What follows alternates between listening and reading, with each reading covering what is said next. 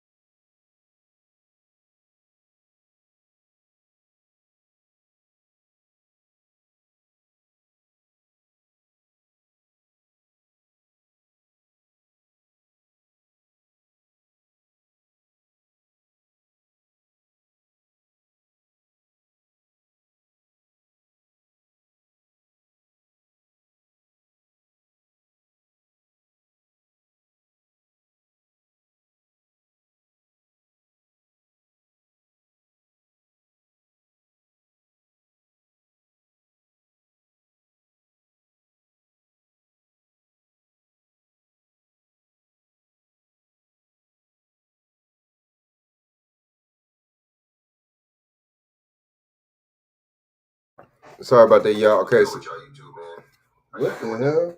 Hold on for a second. Why is this on my phone?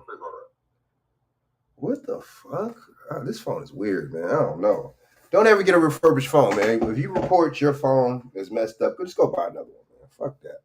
Anyway, so yeah, man. So what did Lawrence Fishburne say in Boys in the Hood, man? You know what I'm saying? He was talking about gentrification, right?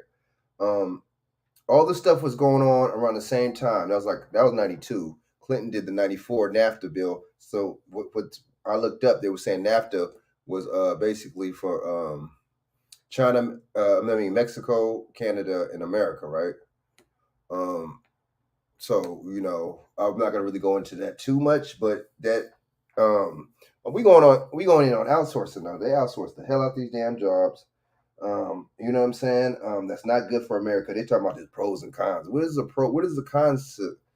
What is the cons to taking away not even just jobs, really careers from American people? What's the cons to that? What's the cons to that? I don't understand what the cons is to that. So you bring in immigrants over here and you're outsourcing the jobs. It don't sound like you want the American people to win too much. Certain American people to win anyway. Certain ones. It don't sound like you want us to win, man. You want us to lose. You know what I'm saying? So what's going on with y'all, man? I'm on here, man. I'm about to be on here for like an hour, man. You know what I'm saying? Not too long. I ain't gonna be on here too crazy. You know what I mean? What's going on with y'all, man? I'm just trying to see what's going on. What's good, man? You know what I'm saying? What's the dilly? What's the drilly? You know what I'm saying? You know, yeah, man. So, they do all this. You know what I'm saying? And they, so you outsource the jobs, you gentrify areas, you bring immigrants to this country. It's just a lose lose situation, right? Um, it's a lose lose situation right here, man. So, yeah, man. I mean, the thing is, what's really the purpose of outsourcing these jobs? I don't know. I can't really tell you.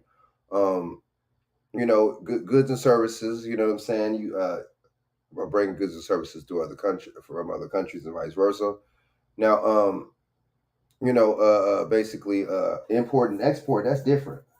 But this right here, you outsourcing jobs, man. You put, you know what I'm saying?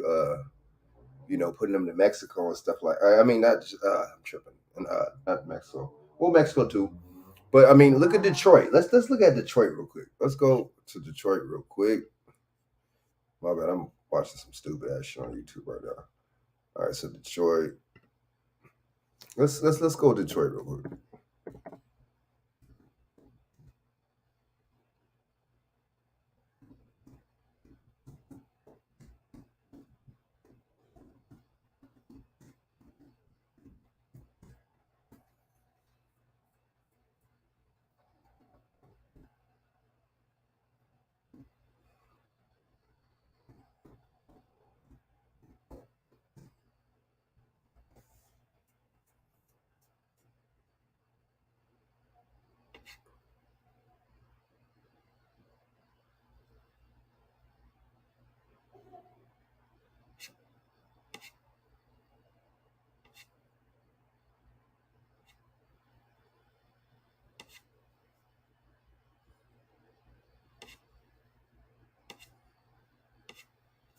Said 90s.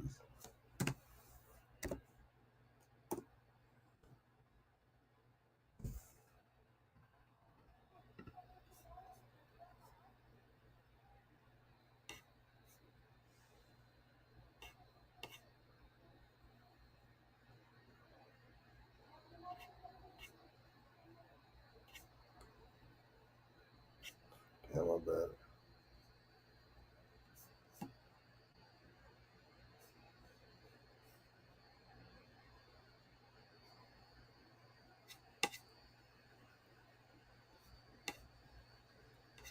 Sorry about that.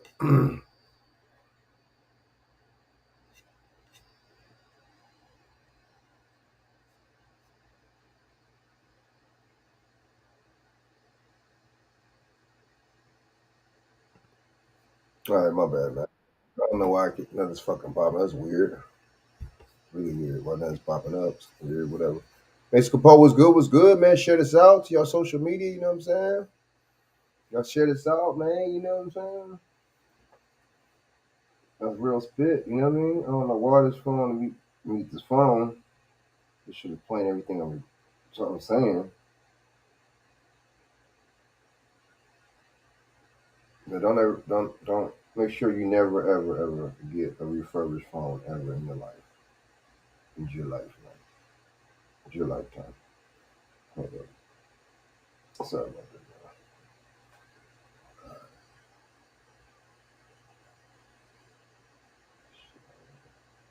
Shit out of here. All right. All right. So, what am I looking for? I don't know. I'm fucking tripping. All right.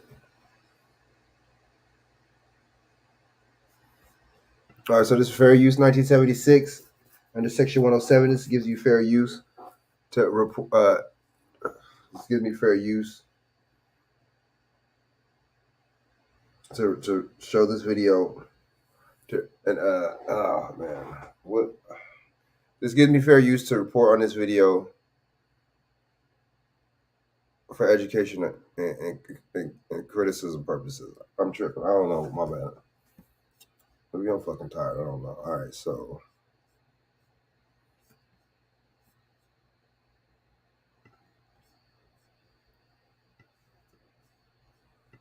hold up. Bustles and no shit. This motherfucker out, man.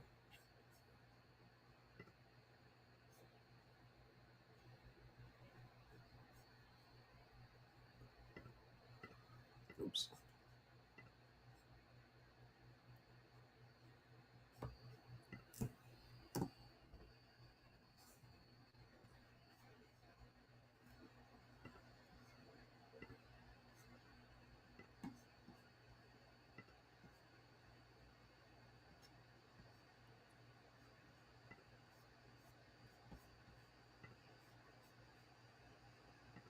Get up in here. Hey, Felicia, what's going on? What's going on? Let me know if you want to jump on, Felicia, if you want.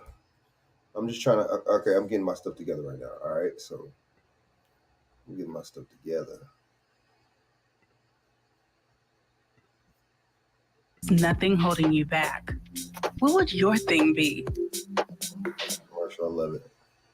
No matter who you are, UCI Health is here for you. I just can't stand YouTube. And we'll deliver the expert. When I got elected, the unemployment rate was 18%. In May of 2020, at the peak of COVID, it was at 38%. But a new year spells good news for the city of Detroit.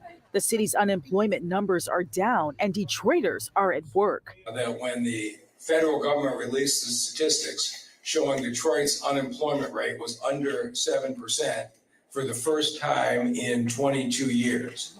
We are starting to see Detroit's recovery reach everybody. There are a number of reasons why Detroit has achieved this milestone, and fat companies bringing jobs to Detroit is helping tremendously.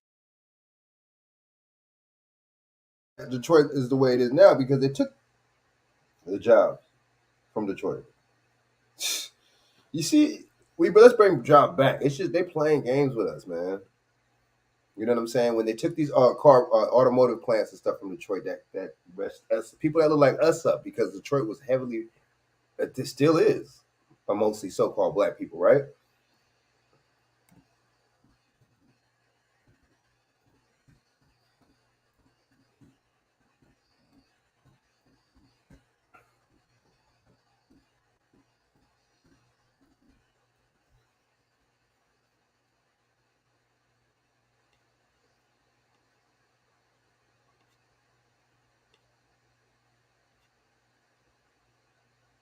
We'll play this too after this.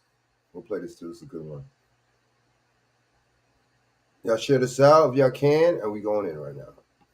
And away we go. We're about to have two 500 employee seating plants, LM and Lear, open in the city. We're about to have 1,200 jobs open at Amazon. Ford is about to open the train station with 5,000 affiliated jobs. But the mayor says there is another key reason why unemployment is down. But most of the credit comes to the residents of the city themselves. Residents who are benefiting from the city's workforce programs. You get a white mayor and and Detroit's looking good. Unemployment's down. The state, you got these states, Democratic states, they got the black mayors, and it's fucked up. But see, that makes sense though. If I get a so-called black mayor in there and shit, then I could say that, you know what I'm saying? It's not my fault, it's their fault, and there's no racism here. Nothing to see here. You know what I'm saying? That's all that is. I just don't. It's a crazy situation if you ask me. You know what I'm saying? Really interesting how this works. Interesting group of interesting dynamic. Right? Let's go. Like Detroit at Work, which helps create career opportunities for Detroiters and provide employers with access to highly trained talent. Detroit at Work team that operate out of 9 centers like this, training Detroiters. Helping residents not only with job training, but removing obstacles so they can gain employment. They made sure all of my boundaries were obsolete. They were not there. If I had a problem with childcare, they helped me with childcare. If I needed transportation, they were there for transportation. If I needed anything, they were honestly there. As city officials applaud this progress, the mayor says more progress is possible. 6.4% is a step in the right direction, but we're still higher than the rest of the state. And I'm not going to be satisfied until Detroit's unemployment rate is lower than the surrounding communities. In Detroit, Ingrid Kelly, Fox 2 News. The homeless problem is getting worse. It's not getting better. Crime is getting worse. It's not getting better. Regulations are getting worse. It's not. Let's go to this one. Boom. Let's go to, damn, I hate how it does that. BJ, what up? What up? You know what I'm saying? Anybody let me know if y'all want to jump on. You know what I mean? Let's go in. We can talk about this Hawaii shit too. I'm gonna do a separate video on Hawaii. You know what I mean? I see some more people jumping in. You know what I'm saying? Share this out to y'all social medias if y'all can. I see more people jumping in. What the fuck's up with the volume in this motherfucker? Seriously. Why is it doing that? God, bro.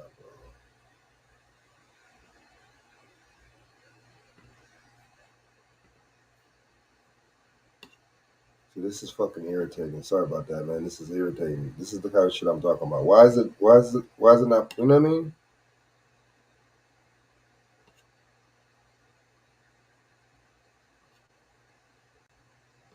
All right, hold up.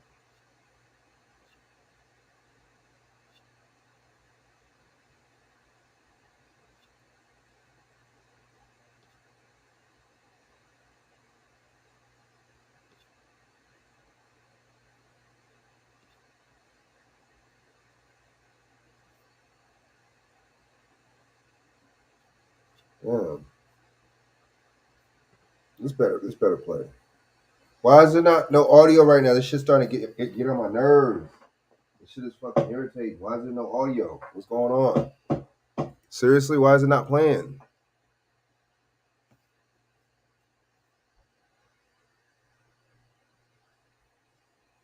Oh, God, man. I gotta get another cord for this dumbass mic. Oops, this microphone cord is fucking stupid, man. I need to be able to hear this audio. This is starting to get on my nerves. Why is it not playing?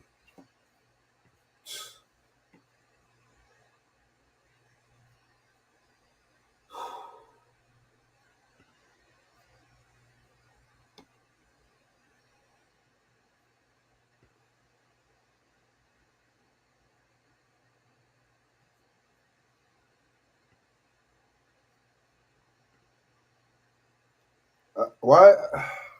God, the last video was playing, so I'm not. This shit better play, man.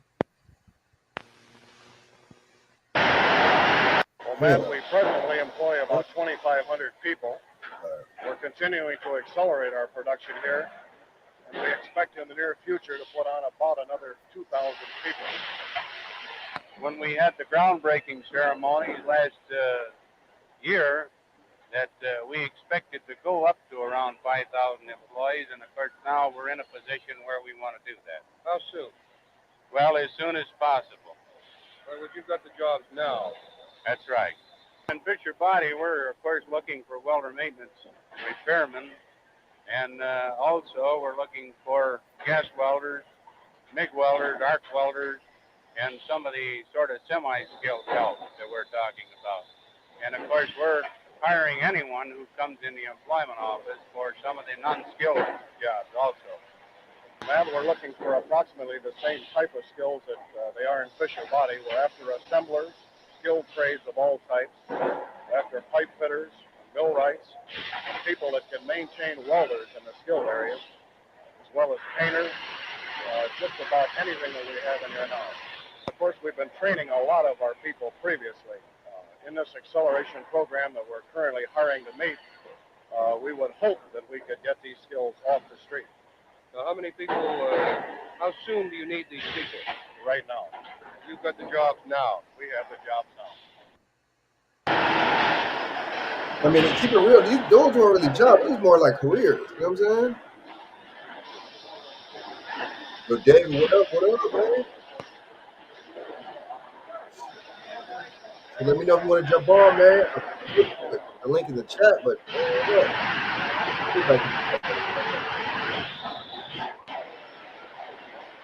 so look at how they had it, man. You know what I'm saying? 66 and, moment, man.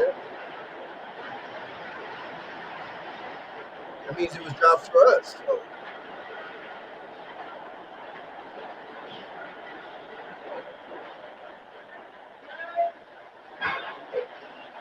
We're running extremely smoothly now, doing a real good job.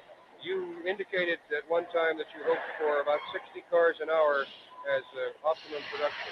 Are you there? Yes. In fact, this morning we had a 60, a 60, and a 60 so far. Any difficulty? Look at all these states. Finding you know people? What I'm saying? Well, up to this point, we haven't, but this is one of the reasons why that I think that you noticed our ads are picking up in the paper now to get the people out here to the plant.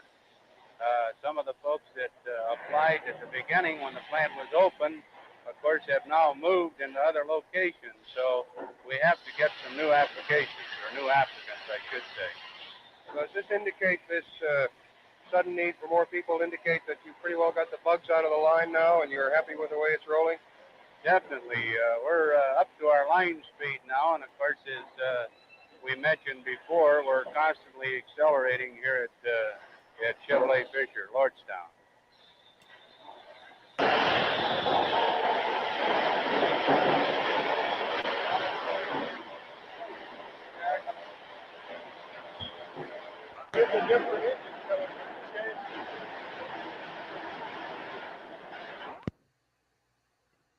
I wonder why I was playing. Some of it was muted. I mean, so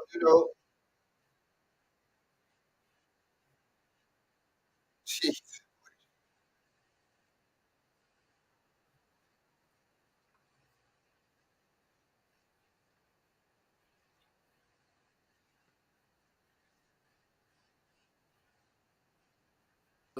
In aid, Phil LeBeau. is covering both of those stories for us. And I go back in time when you decided on your beat, LeBeau, and you're a smart guy. I mean, it's always front and center. It's the most front and center beat there is. Joe, I never thought that I would be revisiting the discussions we had in late 2008, early 2009, but we're there again. This time, though, it involves the aerospace industry. We'll talk about that in a little bit. Let's start first off with the auto industry. The UAW yesterday was saying, look, we think we need to shut down these plants for at least 2 weeks. Well, they met with the CEOs of the big three. Last night, they agreed. Oh, you're talking about for the COVID stuff. Okay.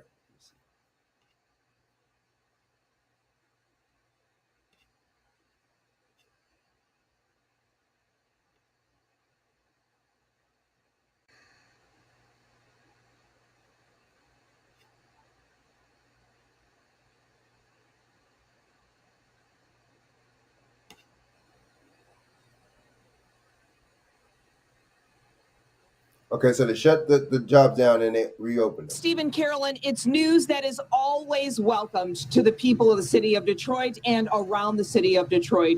More jobs returning to one of the big three. I think that's great that they're bringing jobs to JNAP. It's the nickname Sharita Buford still uses when referring to Chrysler's Jefferson North assembly plant. She worked there in quality control around 2003 and saw firsthand the need for this recent good news. I saw like so many jobs being lost and being gained in that short period of time that I was there. It was great to know that they're bringing jobs back to the actual company Chrysler. That's great, Chrysler Group LLC announced it will add a third crew and 1,100 jobs to the plant, strengthening the home of the Jeep Grand Cherokee and the company's commitment to Detroit at a time when people like Anissa Ford are recommitting. I think it's going to really revamp the city and start bringing small businesses in because they'll be able to survive when there's workers here. Did you just move to the city? I did 3 months ago. From the suburbs? Yes. Where were you before? In Warren. And Chrysler says that new third operating system will allow employees an additional 49 days off per year while adding an additional 49 days of production for the plant. Good news all around. Live on Detroit's East Side, I'm Glenda Lewis. Stephen Carolyn, back to you. Glenda, thank you for that good news tonight. And just last month, of course, remember, Chrysler announced it's opening the Connor Avenue assembly plant to make the new SRT Viper. That move will add 150 new jobs in Detroit. This is how to get fit. So damn, it's like, Shaq, what's good? What's good, man? Peace, man. Salute, man. Peace to all the good people, man. Peace to everybody in the chat, man. You know what I'm saying? Ladies and gentlemen. See, this ain't Shaq's fault. This is his microphone cord. I don't know why.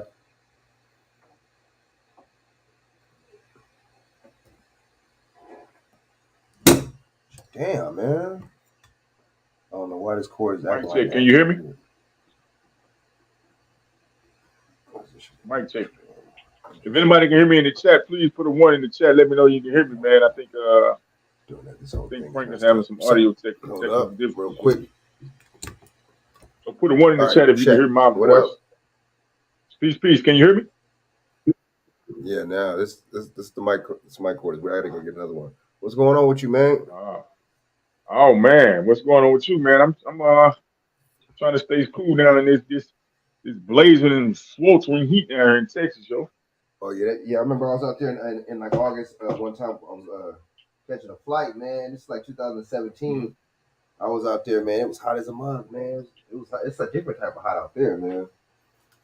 You know what I'm saying? Kelly don't got nothing on there. You know what I mean? Hey, I was telling one of my little homegirls, and she back in Illinois. She said it was hot. I said, yeah, it's hot down here in Texas. I said it's hotter than the devil's flip flops down here in Texas, boy.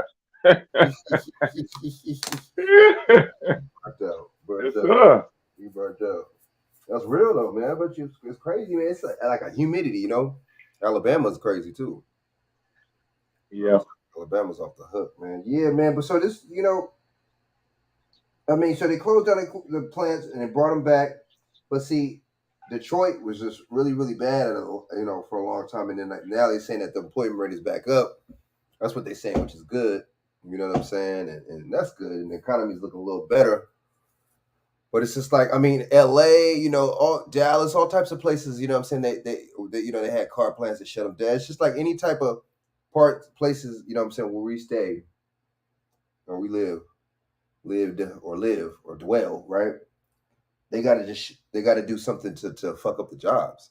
And then either that they're bringing the immigrants in. It's either, you know what I'm saying? It's like, I mean, I was talking about last night, to where they had that that stipulation, man, to where you bring you know what I'm saying, immigrants, you know what I'm saying, they only have to pay like $500 and you could open up a business in but only if you open up businesses in certain areas.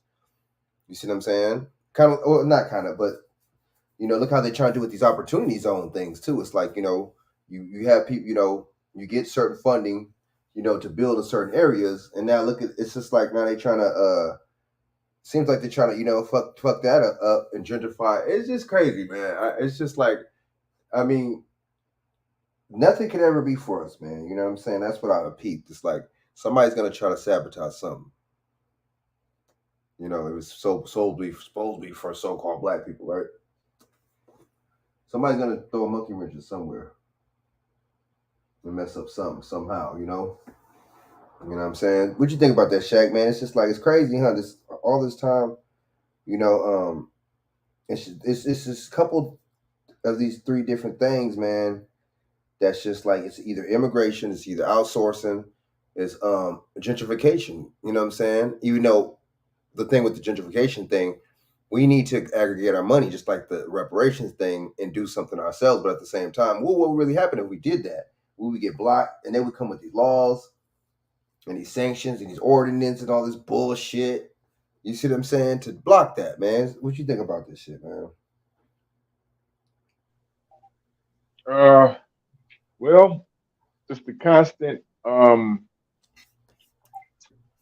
constant play on getting rid of the American and bringing in all other. That's why I've been telling y'all, when we talk on Judge Brown show and Bishop show, I always say in the future, right, we call it the United States of America.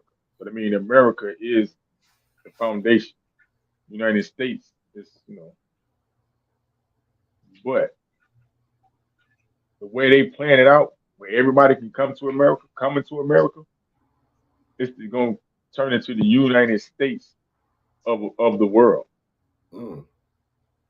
I mean, all nations can come to America, literally put their flag in the ground and set up shop and immediately start to going to work.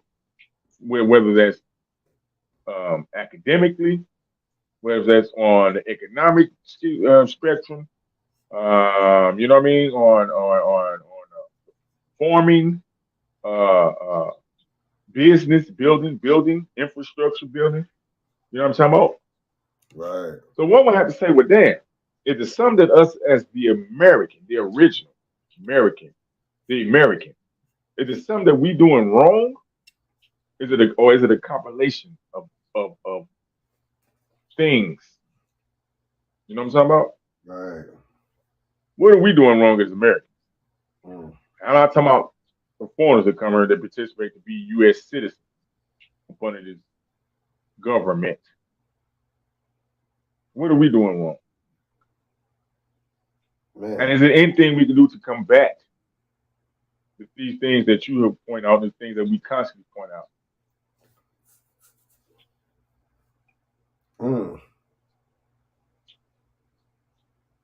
That we see, and we constantly point stuff out, right? And then see, the thing is, but see, we're complaining, we're whining, we're not pulling our stuff by our bootstrap. But see, don't never say that stupid term saying for any other group. Pull yourself by your bootstrap. That's interesting. They'll never do that. Only us, right? Well, they've been given bootstraps. The simple fact that you are able to come to another country, right, with a clean slate, literally a clean slate, a new name, a new identity, and start over from scratch, and get to work, right? Right. No criminal background, no criminal history check. no credit score. The credit score is already A1, allegedly. You know what I mean? And it's not for all, but they still have the benefit of coming once they get in and go through the system, immigration, as if they take the immigration route. Some of them allegedly is, majority of them is illegally, you know what I'm saying, and gaining access to the borders and the interior of this particular country, the North American region.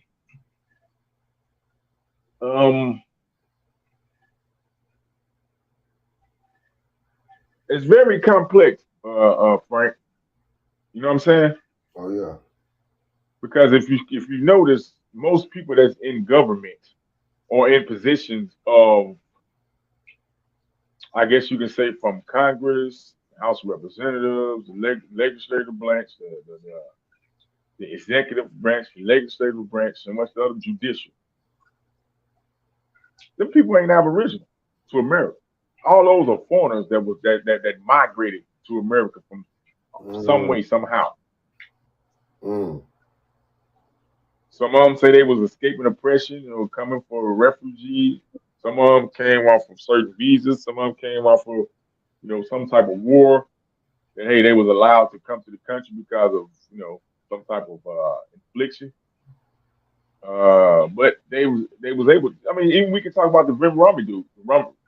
Yeah, dude he's Ramen Noodle. Ramen Noodle. Ramen Noodle. Ramen Noodle. Yeah, he's hooked up to Big Pharma. He getting his money from Big Pharma like a mug. Yes, sir. Yes, sir. These people don't. Some of these people are deliberately. Now we got to go back to the movie. Y'all just take into consideration the movie called what? Departed. Oh, Departed, huh? Some of these people that get in these positions with these Big Pharma, get into these, open up these so-called tech companies.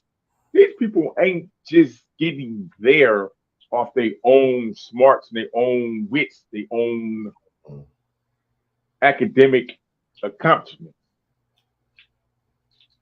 I do believe, and this is where my conspiracy kick in, and I do believe they are being selected. I'm talking about handpicked by birth, from birth, to be selected. You can't keep telling these foreigners can keep coming to America. You got regular Americans can't even get in Harvard. Take those routes through Harvard, and you know what I'm talking about? Right. MIT, UCLA. You know what I'm talking about? Yale. I mean, it's just, I'm just thinking, Frank. A lot of this shit, I think it's orchestrated, man. I think it's okay. I don't think it's happenstance. You know what I'm saying? But that's just my conspiracy. No, it's hella orchestrated. You know what I'm saying? And they doing exactly what they're supposed to do. You know what I'm saying? What they wanted to do. On that basis. You see what I'm saying? And it's like, the thing is too. They just let you know they don't want this kind of economy build up. They want to keep us in a certain spot, but see, they know there has to be somebody on the bottom, dude. You know what I'm saying? And you have to keep somebody remotely on the bottom, and once you keep them on the bottom, you see what I'm saying? Once you keep them, sorry about that. Once you keep them on the bottom, then that's it. You see what I'm saying? That's it. You know what I mean? And it's just like you gonna stay comfortable where you're at, and then the 1%, they already been comfortable because they got a lot of us on the bottom, not just people that look like us. You see that 1% ain't no joke. You see what I'm saying? But then they try to make it to where there's just a 1% in the poor. That's it, and it's damn near like that now. This damn near looks like a third world country. And then they but I get it though. It makes sense how they're doing all this, man. Just to displace us, but it's just something that they really know about us that we don't know. I mean, we mean you know it, but you see what I'm saying? These people don't really know. You know what I'm saying? A lot of us don't really know the true heritage of who we are, man. And just on the strength, you know what I mean? And that's why I'm just like, I'm not surprised. I ain't surprised, man. You know what I mean? I'm not surprised. You know that they're doing all this, man, because they know who we truly are. You see what I'm saying? That's just nothing to that. That's all there is to it. Mm-hmm. You know what I mean? That's a nationality thing. They be like, color, the skin color, but they don't do the Africans like that, so it can't be the skin color. You know what I'm saying? You know, that's a nice try. They don't do the Indians like that. The red dot Indians. They don't do them like that. So yeah, it don't work like that. You see what I'm saying? We gotta stop making excuses, man, and stop listening to these damn people's excuses. They full of shit. You see what I'm saying? They don't want us to have nothing. I get it. I understand. You know what I'm saying? But we gotta want us to have something. Because aggregating our money, I think, is the best way right now, man. But at the same time, the government still does owe us a lot, but they ain't gonna pay it because we calling ourselves something. You calling something that kind of don't exist. So it's like there's a loophole to that reparation thing. It really is.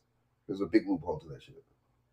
You know, I want everybody to look up 1866 Indian Civil Rights Act. Ooh. 1866 Indian Civil Rights Act of 1866. And see, they took that. I think it's 18. I think it's 1866. Either 18 or 1966. It's got to be 1866, I think. Yeah, you can tell they took that and then they just made the newer one in the 60s. They copied that from that because we the real Indians. So what they did is just, okay, so what we're going to do is just switch it up. You see what I'm saying? With the identity that we call them now. The bullshit identity, which is black. I mean, how come Mexicans don't have all types of names, like 10 different names like we do? How come the Asians don't have like 10 different names? Why are we not thinking about this? Why are we the only one? Does that make sense? I never seen nobody call nobody no North Korean Negro. Damn. I never seen that. I never seen no North Korean black. I never seen that. Oh shit. I never even seen a North Korean white. Oh. Have you? Nah, man, that's weird and shit. Huh? And why we see, like I said on the show yesterday, the free white man, you know, that free white term, you see what I'm saying? Uh-huh. It's basically letting you know that they were slaves. You know what I'm saying? That's why they got free white person. You see what I'm saying? And see, the white person was basically like the dude from Gangs of America, or Gangs of New York, which is the Native American. That's what the dude was. The Butcher, Bill Butcher, the dude from Gangs of New York, that movie. That's what that was. That's who that was. That was the Native American. He said, and he made it seem like they were native to America by saying my land, my this and that. Do you notice in the movie he kept saying my, this land, my land, our land, my. You know what I mean? Very interesting. It was a takeover, right? It was a takeover. The Irish came here. Did they when they were some of the first slaves that came here? The Irish. Ooh. You know what I'm saying? How does that work? The Italians. I know the Irish. For a fact. One of them was cops. They let one of them be cops. They let the Irish be cops, and they let the Irish was the police, and the Italians was the firefighters. Ooh, see that, and then they got their little shot at being white, and they got reclassified too. Mm-hmm. They're both, you know what I'm saying? All these people were free white people. Makes sense, you know what I'm saying? But the crazy thing about it is the people that really came off the boats was them. They have pictures of all these fucking tens of thousands of hundreds, I don't know, but it looked like thousands, my bad, or hundreds of white people on boats, bro. Coming to this motherfucker. And this is the late 1800s because they didn't have ships until the late 1800s. See, they ain't gonna never tell you that. They ain't gonna never tell you that. You know right. So they wrote you in as black and wrote them in as white. Right. First of all, they had to change. Oh well, let's get in control of this Indian stuff, these Indian business. These Indians, we got to get these Indians off the land. So guess what? Kill the Indian and what? And save the who? Right. Save the right. You can save the Negro, save the color, save the. See, this don't make no sense. They want to get offended. These civil rights leaders, right? Which it was before it was called really the civil rights about money, right? It was all it was about and just propaganda. They get offended when you say, colored people, right? When a white bro, he colored, he's racist. And I don't listen to none of these shit. These Democrats are so full of shit. So a motherfucker racist because he called you colored, a colored person, but you call yourself people of color. See, when the black liberals call you people of color, you answer to that. When the white is interested, when the white, right? When the you know what I'm saying? Does that make sense? When the white man calls you a colored person, then you get mad, you get pissed off. That don't make no sense. I'm sorry, I just can't co-sign that. That's really weird to me. You know what I mean? Really strange. How does that work? You see, we must. These people, not us. They think that this dude's a superior being, man. They do. They think that he's superior. Because what he thinks about us means a lot, but what we think about us don't mean shit. Damn, that's weird and shit. I don't think the Asians. I don't think they operate like that. Shit, even the Africans don't even fucking. They have more pride for themselves. That's how you know we're not each the same and shit too. That's another reason why they treat themselves different but see, they didn't get their nationality stripped away though when they came here. All these people get to keep their nationality, their heritage, all that. They get to keep the two parent households, and they strip us our households as American citizens. Damn, that shit is crazy, man. So it sounds like there's a deeper motive agenda than this shit. You know what I'm saying? To target us, right? I don't know. Maybe it's just me. So I'm gonna play. Mm-hmm.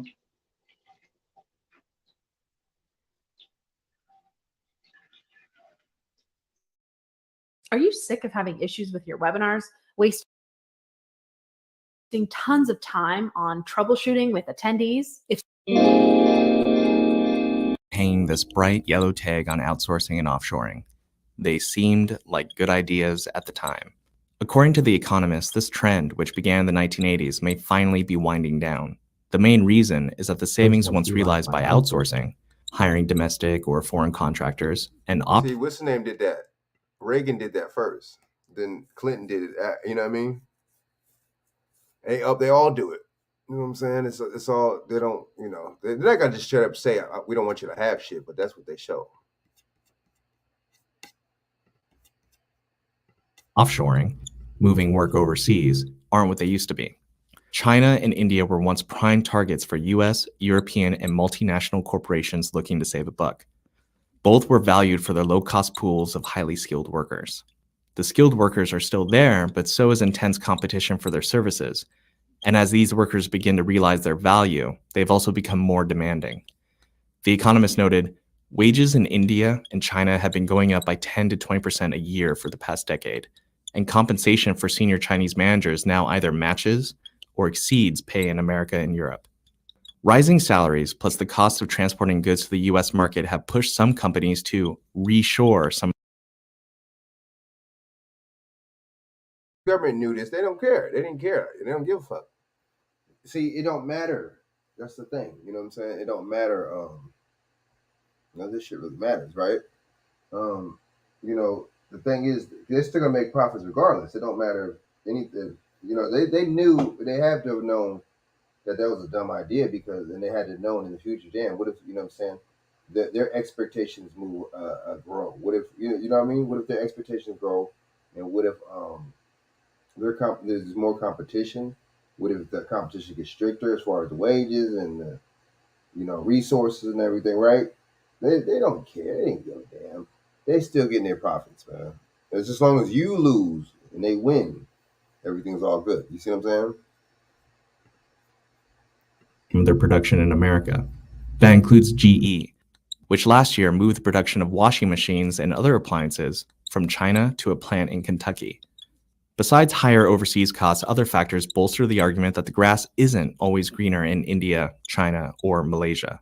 A case in point is Apple's relationship with China-based Foxconn.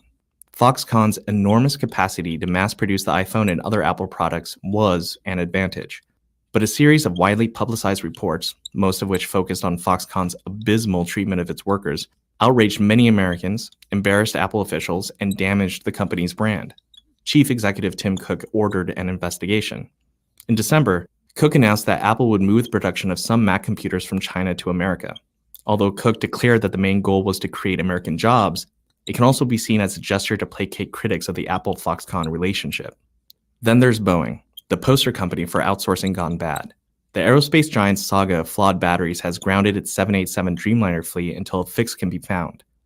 According to the Seattle Times, the likely culprit is the hands-off structure of this round of outsourcing, where the company contracted with about 50 top-tier suppliers and essentially outsourced responsibility. Boeing is no stranger to outsourcing. On earlier jets, the company outsourced work on landing gear, batteries, and engines for the 777 and 737. Both planes are renowned for their reliability. But according to the Times, the company gave too much autonomy to their major suppliers and surrendered oversight of subcontractors to the contractors themselves. The result is that there were too many players working on too many pieces with no centralized system of quality control. Quality and Boeing's reputation inevitably suffered. Finally, there's the story of Samsung. For US companies, the rise of the South Korean electronics giant should be a cautionary tale. According to The Economist, South Korean business leaders rarely outsource production and believe that American and European companies are making a mistake in outsourcing as much manufacturing as they do, because this allows other firms a great deal of insight into their processes. They should know. It's the blueprint Samsung followed when it was an outsourcing partner for Japanese firms. The loss of intellectual property that ends up strengthening competition. It's an irony, and one more factor for American corporations to consider when deciding whether it's time to bring foreign production home. For more videos from Minute MBA, check out onlinemba.com. Meet Grammarly Go.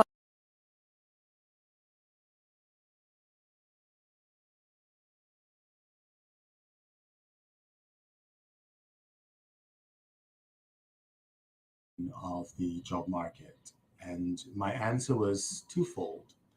One, things are getting better in major corporations, and two, there's still much stagnation within the small business sector and middle-sized companies. So the reason I was asked why was because, of course, the unemployment rate comes out at the end of every month, and everybody's excited about the numbers not going up or going down and wondering what is causing that stagnation. Each state has a different unemployment ratio, if most of you are aware of this. New York State is different from Maryland and totally different from New Jersey. The national average is 9.5%. However, what I've noticed is that large corporations that we do business with are hiring more and more compared to last year. In fact, I would say there has been a 55% increase in jobs that we get from major corporations than we did last year, which is a significant number. I'm talking about temporary jobs, of course, but still temporary jobs are beneficial to people who are on unemployment because it can be the stepping stone to landing a permanent job. A lot of the temp jobs we get are 6-month assignments to 1 year or even longer or indefinite assignments. So it is an opportunity and a good one at that. But I've noticed a trend in the past couple of weeks or months. A lot of the jobs that we're getting are not necessarily in New York State, but they're in other states like Missouri and Texas. And one of the reasons why that is the case, having spoken to many of my clients, is because of the fact that it's cheaper to move certain operations, especially back office operations, to that part of the country. So my question is, are jobs being outsourced outside of New York to other states? Not to other countries, but other states. And the answer to that is yes. And what is the reason for that, you ask? Well, New York is a very expensive state to do business in because we have a lot of prohibitive taxes that are placed on organizations, large and small. It is an expensive state to operate in. As you know, rent is very high here. And all the other conveniences that you can think about are very costly to a corporation who is centered within the state of New York. So it's cheaper for a company to have a presence here, but certainly move 20 or 30% of their workforce, especially the back office workforce, to a state that is a little bit more friendly in terms of not having those prohibitive costs attached to the profit and loss report. So My appeal is basically to our state senator now, leaders within the state of New York, to think about our state government and how we can make this a more attractive state for commerce, for people who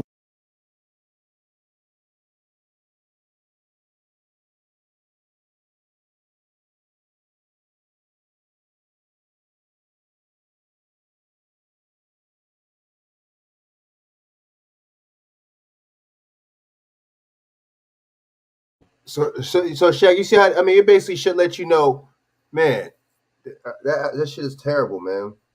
These people, they knew that they didn't care. Like I said, of course, man. You think these people are just gonna be paid sweatshop numbers for fucking 50 years straight? Nah, it don't work like that. You know what I'm saying? They China and other places, they're like, fuck it. You know what I'm saying? Or China. I mean, these jobs are there over there. My bad. But these companies in China, they like, fuck all this shit. You know what I'm saying? You working for these American companies, they topping these motherfuckers' pay. They're increasing it. You see what I'm saying? I mean, that's the strategy that they're gonna do. Of course, you see what I'm saying? And these are rival companies, probably. I'm guessing. You see what I'm saying? Of these American companies that are outsourced out there. So I mean, these people crazy, man. It's just really a interesting little thing how that works, man. Like how you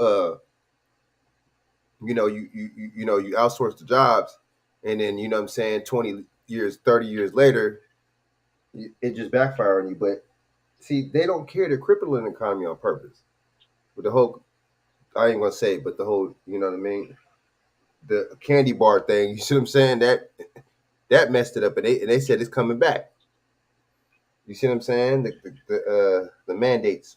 So this is it's just history repeating itself on purpose. But they crippling the economy. It was, you notice during the mandate days. You see what I'm saying? There was a lot of small businesses, but now I'm starting to see big businesses just flop. Man, they going. I mean, you got Staples. A lot of that stores is going out of business. You got all certain Best Buys, like 16 Best Buys or club. You know what I mean? Years. Yep. Certain Walmart's closing. They cripple an economy on purpose, Shaq. What do you think? I mean, that's what they doing. They see it's like a woman. Government's like a woman. You don't listen to what they say. You watch their movements. Their actions prove what they're saying and thinking. You know what I'm saying? Not right? You know what I'm saying? That's how that works. The government's the same way. Fuck what they saying, because they trying to sell you on a vote. They're trying to tell you what you want to hear, romanticize, right? Just to get the vote. They spitting something in your ear real quick. You see what I'm saying? They sweet talking America. They'll tell folks what they want to hear quick. It's just like, but we don't. I think, you know what I think? I think what's the name is more important.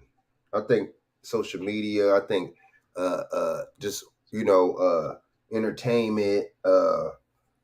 Stuff that's gonna you know what I mean? Certain stuff that's gonna entertain you or make you feel some kind of way or keep you comfortable. I think that's more important than this type of stuff. You see what I'm saying? To people, people don't give a shit about this shit. There's only 3 people watching. You see what I'm saying? They're probably watching Love and Hip Hop right now. You know what I'm saying? They're probably watching Black Ink Crew, man. They're probably watching Real Housewives of Atlanta. They ain't tripping off this. Something that's actually important. You know what I'm saying? Something that's some game, some free game. They ain't tripping off this, man.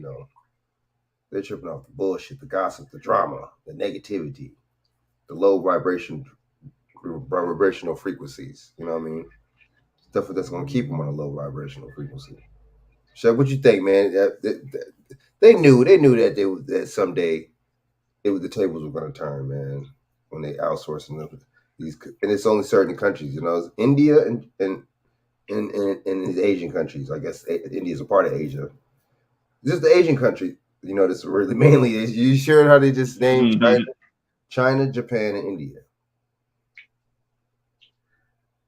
And my thing is, did they train these Indian people for the techs? Because these motherfuckers are like, them and the Japanese ain't no joke when it comes down to tech.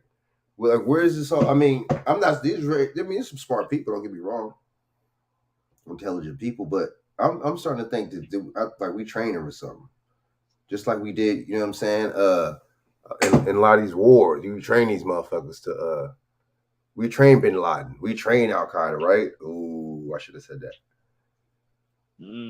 Now they're the enemy, right? Same kind of shit. We teach you the skills and all that, and then we want to. When the American people get mad and complain, we want to just be like, "Oh well, shit," you know, they're already smart. Don't you go to school with these motherfuckers? Don't you see? Even though Africans be smarter than they at both of them groups I just named. You know what I'm saying? Them Africans be smoking motherfuckers in the educational field. But it's just interesting, man. You know, those 3 countries that they just named, and those are Asian countries. You know, that they doing that too. They giving all this work to. And these are careers. These ain't jobs. I don't even know why I keep saying jobs. A tech, when you in tech, that's not a fucking job, man. That's a career, man. You know how many these tech motherfuckers make? You know, the Silicon Valley crowd, you know how much them motherfuckers make? And them motherfuckers be making more sometimes than these actors and these actresses, man. These motherfuckers, boy, it's no joke. That tech shit is no joke. That shit is no joke. You know? Taxation without representation? Man, all day. All day. Yeah, man, we start to move, you know, major production, distribution and shit overseas, man, you know. It's definitely crippling the people that's in mid-America. I mean, well, let's see. That's definitely the small, like I said, the small business. You know, because it's allowing, you know, some of these corporations and major entities to outsource, like you said, for cheap labor and import it, turn around and import it, and then still make the regular people, citizens of America, pay more for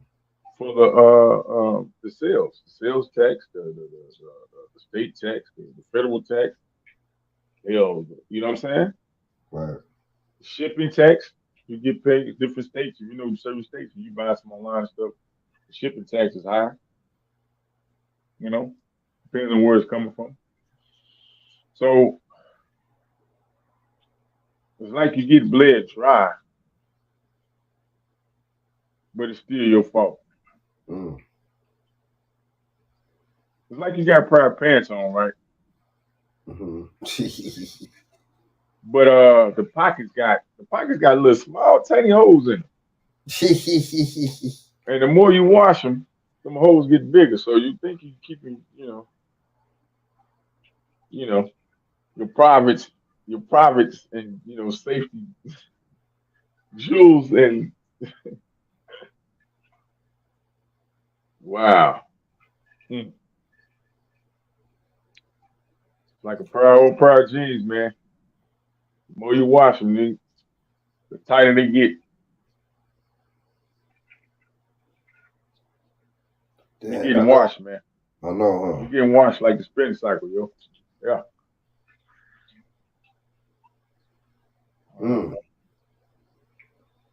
And see, that's a good point. That's a good ass point. You gotta think about it. Even with the China, like we talked about certain Asian companies, right? They come into America. They gonna hire who? Who the majority they gonna have to get those jobs? Sony's, the Samsungs, all these young guys. But say not so. We still gotta fight for jobs with foreigners to come to this country, yo. That shit is damn. That shit crazy. What that tell you? You know, that says a lot. So they can't keep saying pull yourself out your bootstraps. Yes, there are things personally, self-sufficient things that we can do as individuals to improve. Like I said, get to read upon economics, read upon financial literacy, read upon state law, federal law, you know, jurisprudence, you know, Black's law, right? You know, civics. which are all things that are not being taught. Major, imagine these things are not being taught. These should be the basic curriculums that are in school. From fifth to sixth grade on up. Mind you, they're not in there. These are all areas that you have to kind of do your own research and study on, or may possibly go to a higher learning and get that particular. But by that time, you have already bumped your head. You're already in debt trying to go to college, or in debt getting credit cards, or in debt with loans and stuff, financing. You know? And debt like a motherfucker. Going to school. In debt, man. In debt, trying to go get an education, go get a career. In debt. Already. So, are you really making the money you say you're making? If you're already in debt from get-go? Ooh. Damn. I know. I always trip off that when people would tell me, oh yeah, but I got shit, I owe this much, but then it's like, but I'll be making this much. They don't even add up. I can see if you're making a meal, like fucking, then you can pay that shit off and shit. If you're making a meal a year, that's just something like that. That's different. But y'all not making that much. Like I just don't get it. I don't understand. You know what I'm saying? That debt, and then you're gonna have it forever because it's gonna be forever to pay off. It's like a house note, like a fucking buying a house type shit. A lot of times, or a lot of times, it's a down payment on the house. So it's just like, damn. You know what I'm saying? Card type shit. You know what I mean? And these people, I think it's just so you can be like, oh man, I do this kind of work, and say, well, shit, I don't do that kind of work that guy's doing at Taco Bell, so I don't do that motherfucker work that motherfucker doing at the 99-cent store, so that's all that is and shit. Okay, I'm driving this kind of car because I have this kind of job, so like psychologically, people want to be a part of the winning team. You know what I'm saying?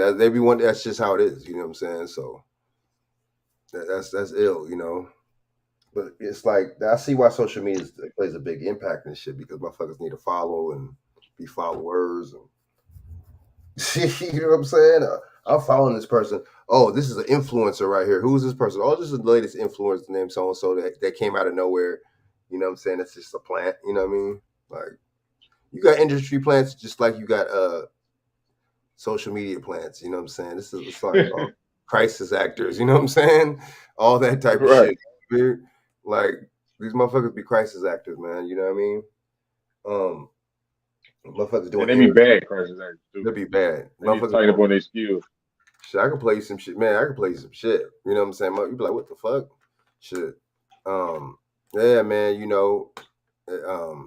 They look like they're reading a script when they're getting interviewed. Their eyes is going like sideways and shit, back like to one side. Let's get into that. You got some? I got some shit where I got some shit I can show you. But let me play this little clip real quick for this racial sect. This is a little clip, man. This is some other shit. So now you get to jobs and you get to us getting treated like this, but then you get after this, there's some immigrants and stuff that they're gonna bring over. And I'm gonna play some videos, man, of these females getting beat up and getting assaulted in these nail shops, man. That's the immigration we talking about,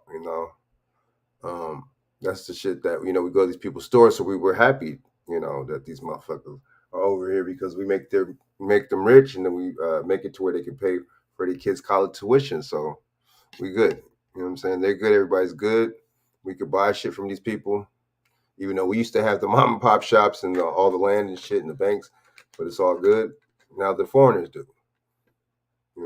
So that shit is ill, man. All right, so let me play this real quick. Okay, this is Fair Use Act of 1976 under Section 107. This gives me fair use to report on this video for commentary purposes and educational purposes. I'm finna go in real quick. I played some of this before on this other video, but I'm gonna play a little bit of the rest of this. This is good. Nothing more powerful this is good than stuff you right here. making your thing happen. Really going for it. I love these commercials. Encouraged racially restrictive covenants, redlining of every major city where African Americans landed. The federal government was a sponsor of urban renewal, infamously called Negro removal by the great James Baldwin. Urban renewal, which means moving the Negroes out. It means Negro removal. That is what it means. And the federal government is an accomplice to Hold on, Frank. Pause that. What year was this? I know, huh? You know, we right after this week, or after I play this little clip, we could look that up and shit. Okay, Negro removal. I know because I'm trying to understand. I thought the Indian, I thought they did the Indian, they did the Indian Removal Act. That was 1830. But I'm saying, when they started, even before they started making projects, I think it was Indian something before it was even Negro. They was moving you into Indian, these Indian I can't think of the name. Let me see. Indian. Oh my God. Let me see. I gotta think of it, man. But before that, before they started moving people and creating these ghettos and these projects, they was moving Indians actually into the double. That pretty much was our form of reservation. Got you. Okay. Got you. See that's these yeah, it's almost like they're doing the same type of things to us, but just changing our names, but then giving us the same kind of treatment throughout time, and then that shit is crazy, man.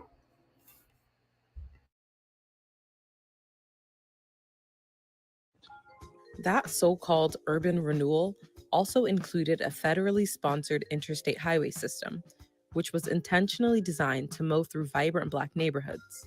Take Miami, for example. 2 highways, I-95 and I-395, bulldoze right through the predominantly Black and low-income Overtown neighborhood, previously called Colored Town during segregation.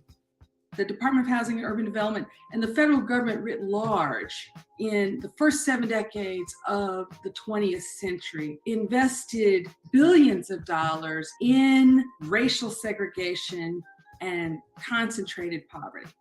Each time this country created a peculiar institution that subordinated Black people, slavery, Jim Crow, it created and dismantled it. They replaced it with another one. And the iconic Black ghetto, I don't use that as a pejorative, I use it as a descriptor, was a follow-on institution to slavery and Jim Crow. That's the legacy that every new administration inherits, and the Biden administration has as well. Today, I'm directing the Department of Housing and Urban Affairs and Urban Development to redress the historical racism in federal housing policies. This executive order is just one of 4 signed by President Biden, designed to address racial equity in the United States. And while this progress is a step in the right direction, there's still a lot of harm to undo. Segregation started coming down. Okay, see, okay, so you did that, but then what after that? So you know what I'm saying? Like, see, he's not for reparations, right? But then, see, I don't. These other groups, I don't know. If they broke it down, like I said before, oh man, well, this and that, because Black has no standing, this and that. If they broke it down and saying they were for reparations for that, then I'd be like, you know what? I agree with this motherfucker right here. This motherfucker knows what he's talking about. He's honest. That's some honest, because that's how it works. That's real. That's the fact. But these motherfuckers why don't you agree with reparations? Well, because it'll be divisive. What the fuck is what divisive? Other people getting something. Oh, I get it. You're saying the motherfucker on the bottom can't get nothing because the motherfuckers on top are gonna be mad because that motherfucker on the bottom got something. It's just psychological because they're telling you that you're on the bottom by when they say that. When they include other people, oh, it's this and that, and because the new civil rights is actually that. It's LGBT. It's the creed people. It's the, you know what I'm saying? It's women. That's the new civil rights movement. But you hear what he said in there? He said the first 7 decades of the 20th century. So that was the first 7 years of 1990, right? Right. Okay. I mean, in 1900s. But like I said, remember, I said, go look up 1866 Indian Civil Rights Act. Why do you think they kept saying, even in this document, they keep saying Black, color? Indian was before Black and color, and Negro. Where's that? Right. So if they don't go back to 1866, that will be the reparation that the so-called American Indians, now known as Negroes, American Negroes, and now known as black, now known as so-called African American. You got to go back to that and see what that said and who was entitled to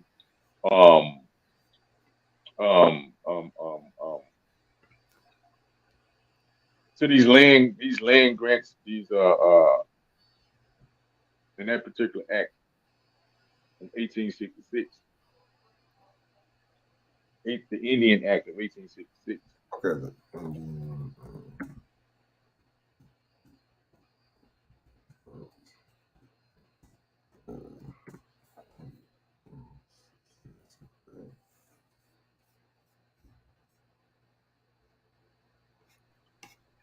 What I want you to do, Frank, this is what you can do. You can go to either the research, I think it's the researchguy.com or either researchguy.com. And he actually got all these acts and stuff on there on his particular site. Whenever you get a chance, you can go there and try to download the different acts, because he got them on his site. For sure. Okay, black folks get quiz. Okay, wait. Let me see this real quick. Okay, this is for fair use. 1976 fair use under Section 107. This gives me fair use to report on this video for commentary purposes and educational purposes and criticism purposes. And there might be some criticism for this video. With Photo Vibrance, you can transform any photo into a mesmerizing moving image in just a few clicks. And this law simply states that we will have a pathway for fair contracting in government contracting and commercial contracting. It establishes in federal law for the first time this principle of equality before the law for all Americans. Because I'm currently under this capitalist system that was built on the backs of my ancestors, I deserve to be a part of it. Hey, Grill fam, we're in Washington, D.C. for CBC weekend, and we're asking people about the Civil Rights Act of 1866. How many people know what it is, and do they realize just how important it is for Black America? Do you know about the Civil Rights Act of 1866? The act that granted the land for HBCUs to be built on, a number of them, no? I'm trying to recall. I don't know about that one. I thought you were gonna Civil Rights Act of 1866. Oh man. Well, it would have been right after the Civil War, which ended in 1865, which would have added the first set of reparations for Black people potentially. Instead of getting what some historians believe, reciprocity, 40 acres and a mule, we got this law. And basically it says we will have 40 acres and a mule was not in that act. That was something that General Sherman proposed to give. The Civil Rights So Act they lied. of They mixed it. 1866. I know that it was championed by Lyndon Baines Johnson.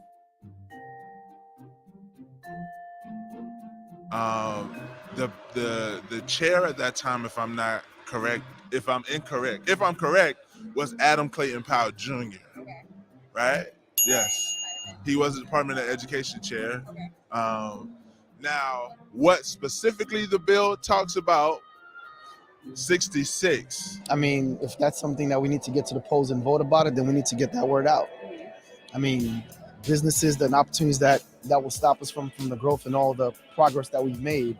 I mean, that's huge. That's big news. That's awful. I mean, well, I feel horrible about that. The same way I feel about the dismantling of the Civil Rights Act, the Voting Rights Act. I mean, anything. There's a reason that these, like I said, it's the same reason why HBCUs were once brought about, was because we weren't able to be educated at certain universities in this country. There's a reason why a bill that would allow us to bring businesses was why it was established.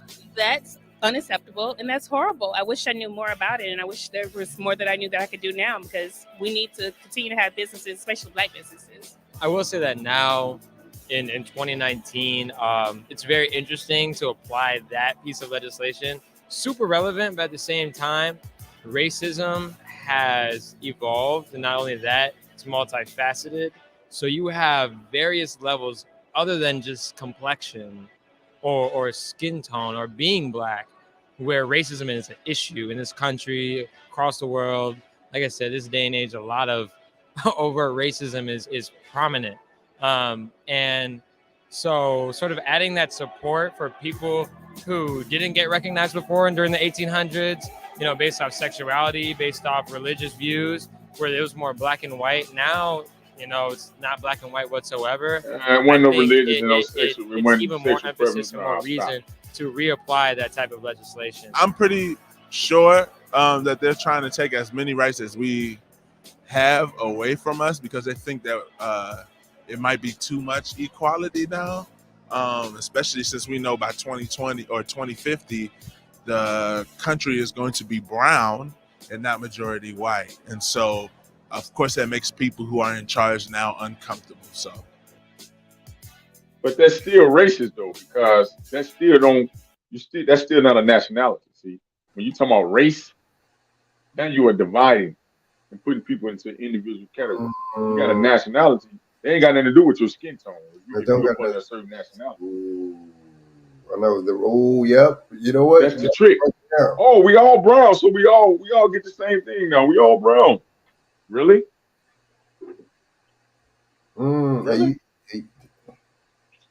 You brought up a good ass fucking point. Yeah, and that's what I think. Darwin or what's the other one? Darwin and Karl Marx, one of the motherfuckers. Didn't they make up the race theory, or was it Walter Plecker? Let me see. I think Plecker had something to do with that first, and it was inherited by Nick, with Francis Galton with the eugenics movement, and then ultimately, the boy Dawson, which is, if I'm not mistaken, I think Francis Galton, I think him and what's the nickname? Darwin. I think Darwin is his nephew, if I'm not mistaken. No. Evolution theory by natural selection or some shit like that. Right. But it was, people don't tell the whole title of that particular book that he wrote. And I wish I had sent you that video that gives you the depiction of the whole title of the book that he wrote and the research he did. It was ultimately to the superior, to deem one race, ultimately the white race, the superior race. Ultimately. That's like some like Turner Diaries type. You know what I'm saying? Some old like what's the name type shit. Like that white supremacist model. Oh, we're superior over you. Like how are you superior when you got, you know what I'm saying? You got, you know what I mean? You got homeless white people. Like, how does that work? How are you superior? What did you invent over us? We got way more inventions than you. For like, what is, you know what I'm saying? Like, motherfuckers, you drive their car. You know what I'm saying? Go on trains and use their phones and their computers, not even knowing all we behind all that I just named. You know what I'm saying? Like, I don't know. That's good, but that's true. That's a good point. You're right. They're the ones that made up that race term. They're the ones that divided it. It's division. Mad division, man. Well, actually, division too, but also to divide and conquer, because, hey, if you don't know who you are, then guess what? You don't have access to your own land. Right? That's true. Right? So now you got the federal government that's trying to control the majority of pretty much the land, and giving out money and funds. So if you don't play by their ball, you pretty much ass out. But some people say, well, the state has more authority than the federal government does. Right? Yep. But if these states have been taken over by foreign entities, they're going to apply. They're going to comply to what the federal, terms and conditions that this federal will give off this money and funding to grants and stuff to. Makes mad sense. That's so fucking true. Yeah. So, and that's another thing too. These motherfuckers are slick. They really slick with what they do, man, and that's why it's another reason too. They just place us with these foreigners too because they classify them as white. It's just a numbers thing too, and it's a numbers game. If their birth rates, see, they're talking about we 13%. If we're 13%, how are we 13%? But your birth rates are lower than ours. That's weird. Also, it's amazing. It's amazing that some of these foreigners, immigrants, migrants, they come to this country and they know some of them are getting detailed information on how to move throughout this particular country, right? Right. The United States. Mm-hmm. And if you notice, most of them influx to where? The Commonwealth states. Ooh. Initially. How do they know about the Commonwealth states? What is the Commonwealth state? Can you look that up and see what is the Commonwealth states? Which states are the Commonwealth states? Hold up. Now, how do these foreigners know this information if they don't speak the language? Some of them do speak the language. So who giving them this information on how to maneuver and operate?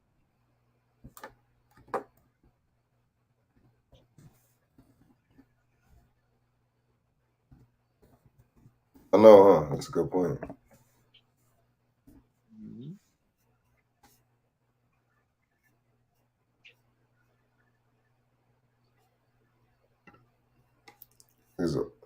There are 4. Let me see.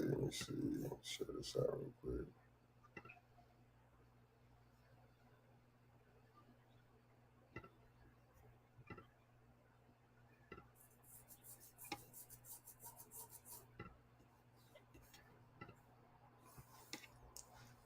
Okay, let me see. There are 4 states in the United States that are called Commonwealth states: Kentucky, Massachusetts, Pennsylvania, and Virginia. The distinction is the name alone. Commonwealths are just like any other states in their politics and laws. There is no difference in the relationship to the nation as a whole.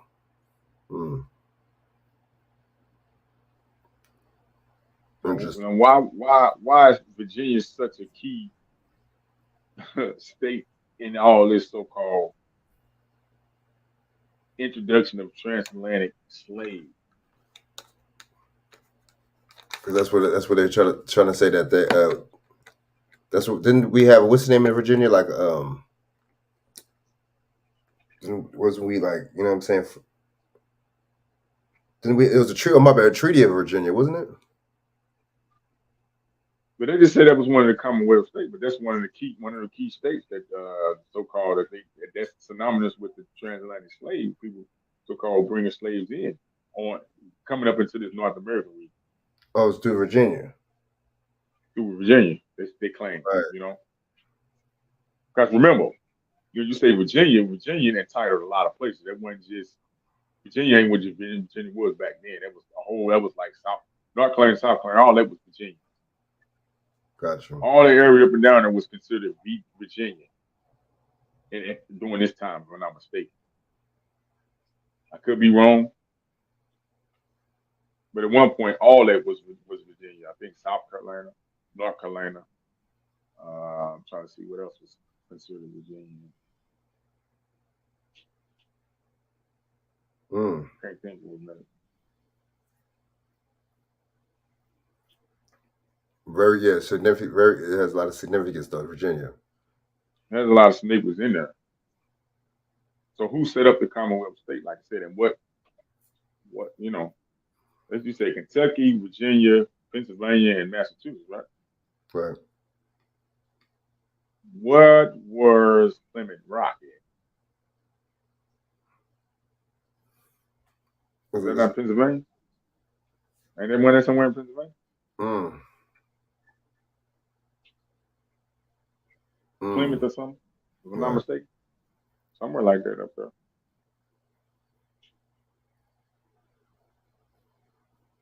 Interesting. Was not Pennsylvania where the original White House was at? The capital? Right.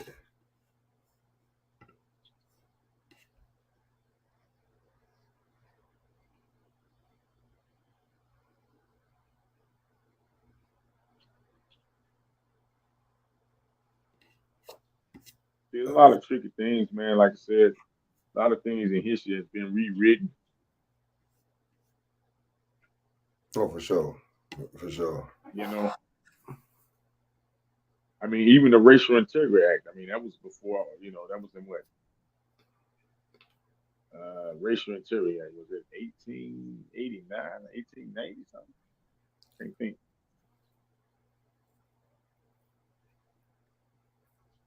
It wasn't 18. It wasn't like 1871, no. It was 18. I know Reconstruction was doing 1871, so I don't know exactly when the Racial Integrity Act came about. 1899 or some shit, 1896, something like that. 1883, I think. Right? Right. I'm thinking. But see, all these things played, they was getting down, man. All these things take place, man. You know what I'm saying? And it's a lot of moving around they was doing, man, on this legal side, so-called. I can't even call it saying it's legal because damn, a lot of these motherfuckers, look here, man. When these people was allowed to learn the system, when I say the system, how to form a government and a civilized government, they got control of their information. They orchestrated a takeover. They wasn't beating nobody up in no wars, man. We got paper genocide. And they stayed doing paper genocide because we steady saying black. We steady saying black and Negro. But how are you gonna repair a nation, repair a nation if you don't go back to the original nation? You still saying yourself as black, Negro, colored, African American. Ain't no nation up under that. BS. Hell no. I seen something today, ethnicity. I was looking up somebody. I think I'm looking up J. Cole. Now I seen his wife. I was like, then I said, let me just see who this chick is. You know, it said ethnicity. Her ethnicity was African American, but her nationality was American. I was confused. Interesting. I was totally confused. Interesting. How the hell does that work? Ethnicity was African American, and her nationality was American. I was really confused because there's really, truly no such a thing as no African American blood. So how can there be an ethnicity? I know, isn't that two? That's two African American. That's two. What's the name? Man, you can't be born in two countries, yo. Man, exactly. Two continents and shit. How does that work?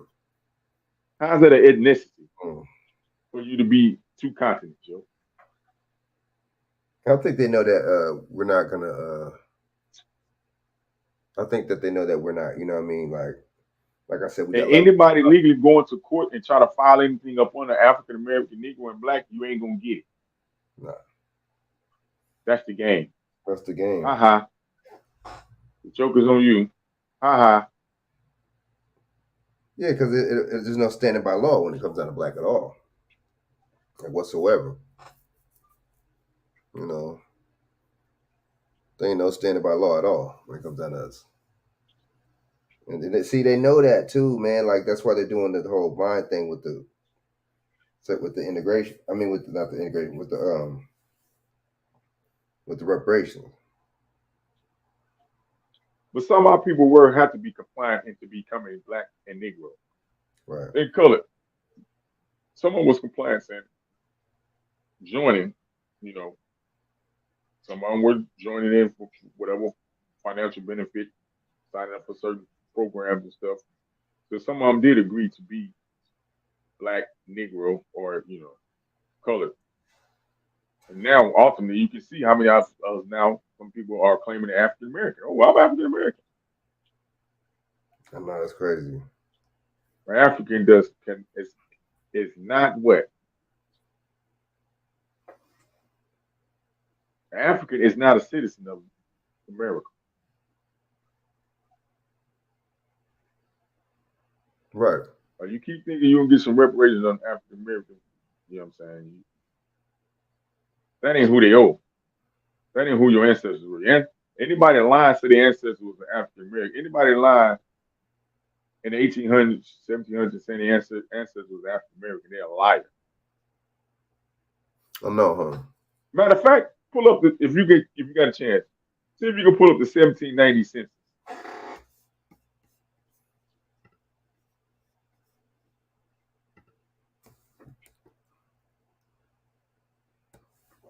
All right, hold on. Because see, they start to reclassify and identify more. And these census people, see, you got to realize we got to understand they was not taking DNA samples of people. They didn't know who people, they knew who some people were because of the phenotypes when they got here. But once people start to mix, you got people mixing, through certain migrations and different migration patterns and different introductions of certain people coming into the country. If I'm not mistaken, I talked to one guy. He said the mixing of the bloodlines from a European mixing into American Indian that birthed the Negro or the mulatto. That's how you get the mulatto or the Negro, from the mixing of a European into an Aboriginal American. Right. Okay. Right. Is it mixing that? That's in the right. That's an admixture. That's an admixture.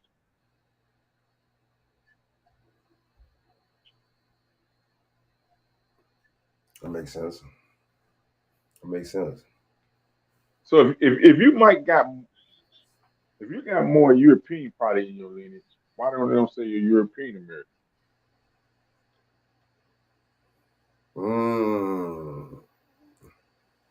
If they're more of the population, right? Why are they not being called that? Supposedly.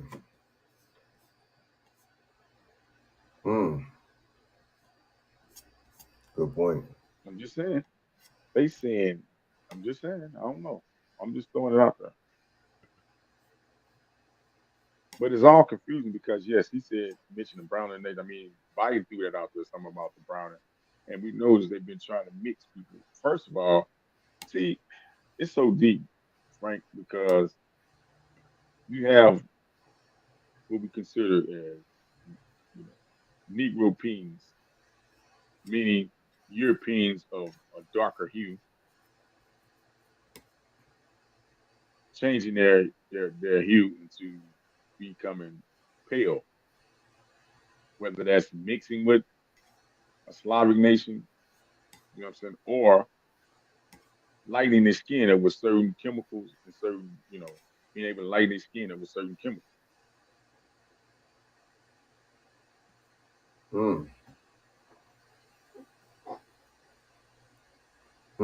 Makes sense. That should make a lot of sense.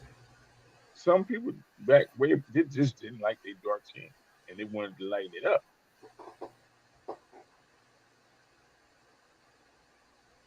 Right. Oh yeah, it's just still just like that to this day. You got China.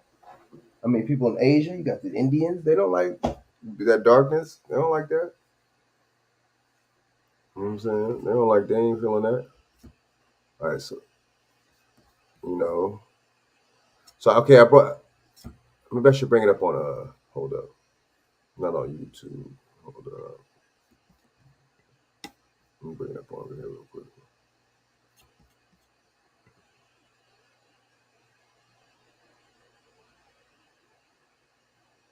Damn.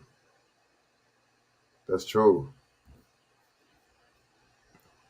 It's crazy. Can David spin that fire, man? All right, so okay, hold on. Let me see. Hold up.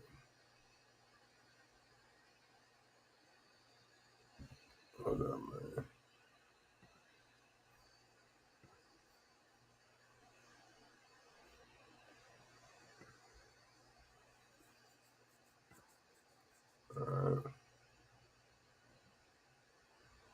All right. So hold up.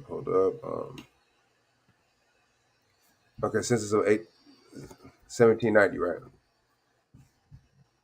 Oh, they got the Neutralization Act too. Mm-hmm. Yeah, we're gonna have to look up eventually get into that I think it's Article 8. I think it's the undripped and A-drip. I'm gonna have to do some research on that. Hold up. You know what? Okay. Research our records, census records. Name of head of household.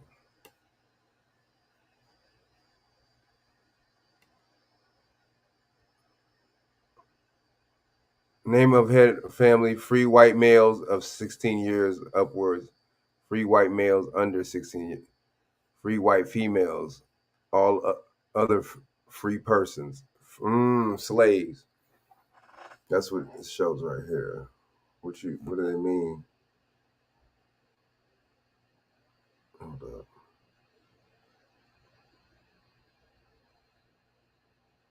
Let me see something.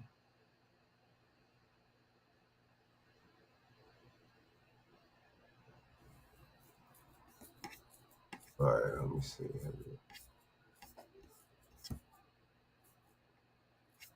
You know what I mean? Wait, hold up. Let me see something.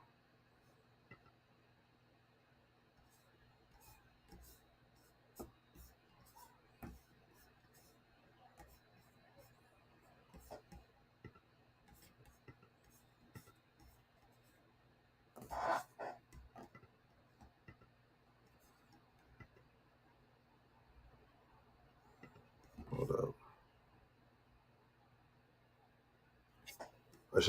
Maybe I should type in races, huh? Or like, what you think? What do you think, Shaq? No, I never looked it up. I'm gonna have to. I see all these things. I'm gonna have to look up myself too because I want to know when did they started to Well, let's go to the neutralization. Right. Let's go to Neutralization Act real quick.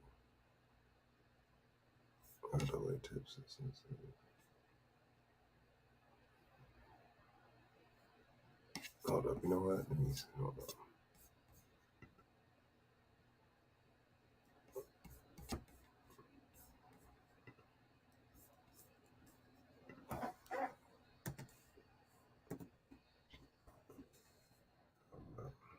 Okay, there we go.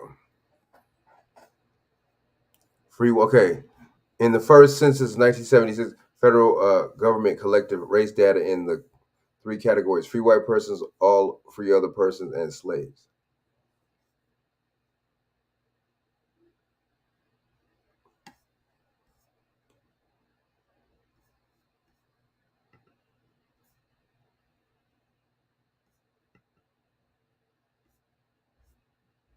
Hold up. All right, here goes something right here. I can't see that though. Hold up. Let me see.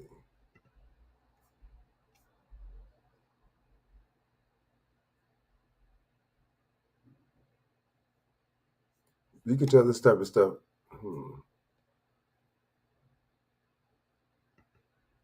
This shit might be like they might have redid this though, because like don't.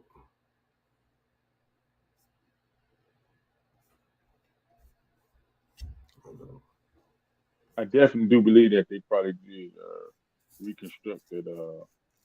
Yeah, I'm gonna have. Hold up. Why is it not showing what I just clicked on? We're gonna have to. I'm gonna have to look this up another time and then pull this up. Okay, white, black, or Negro, Indian, Eskimo, Chinese, Filipino. So they. So they had Samoa. When did this come out? I don't know, man. A lot of this stuff, man. All right, so yeah, man. So hold up, man. Hold up, real quick, Shaq, man.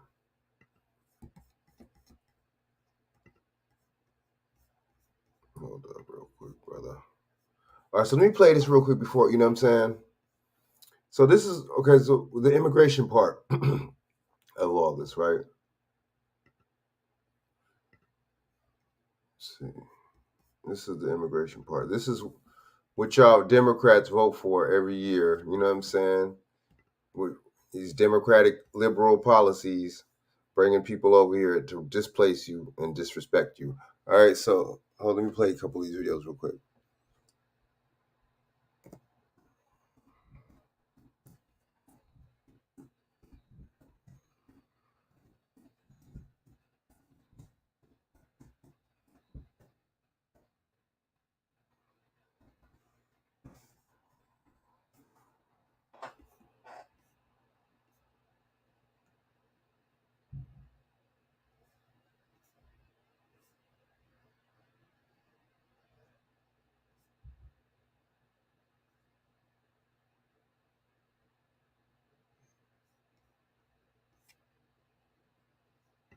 All right, now this fair use, 1976 under Section 107.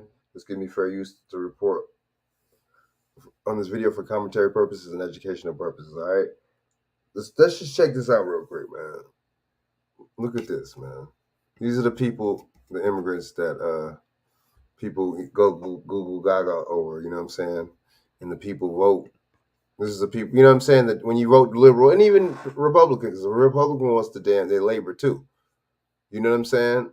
But you notice when somebody, I notice, I just look and I just peep, when somebody so-called black gets beat down or gets hit or something like that, or attacked by these damn Asians in these damn salons, you notice, they say it's a brawl or a fight. They won't say that the black girl was attacked or beat up. You notice that? It's weird. You know what I mean? Watch. Talking about a brawl, right? It looked like she got her. Looks like they was hitting like two black girls with sticks to me and threw some acetone in her. I don't know. A violent brawl at a nail salon in Brooklyn. A worker attacking a customer with a broomstick. The manager says it was self-defense, but now this incident is sparking protests over claims of racism. Eyewitness News reporter Lauren Glassberg live this evening in East Flatbush. Lauren? Well, angry and concerned community members as well as police officers still on the scene here on Nostrand Avenue outside of that nail salon. There were no customers at the salon today while protests and a boycott took place outside, all stemming from a big melee that happened inside the salon on Friday night. So it's a melee it's a melee or it's a fight. Look at the news, man. Salon where this fight broke out Friday night between customers. That don't look like a fight. It look like they jumped on two girls. Don't it just look like it's like 4 or 5 women jumping on two girls? I don't know. I don't see how that's a fight. It looks like they got jumped. And they got weapons though. The girls didn't have no weapons. And then plus they ain't gonna say in the video that I remember this video. They threw acetone in one of the girls' eyes, right? You know how fucking poisonous acetone is? But see, the news is gonna coddle and harbor the white mainstream media is gonna coddle these people, right? You see what I'm saying?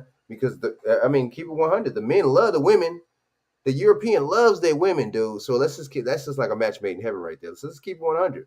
You know, it's a lot of sexual access going on. You see, let's keep it 100, right? Let me play this.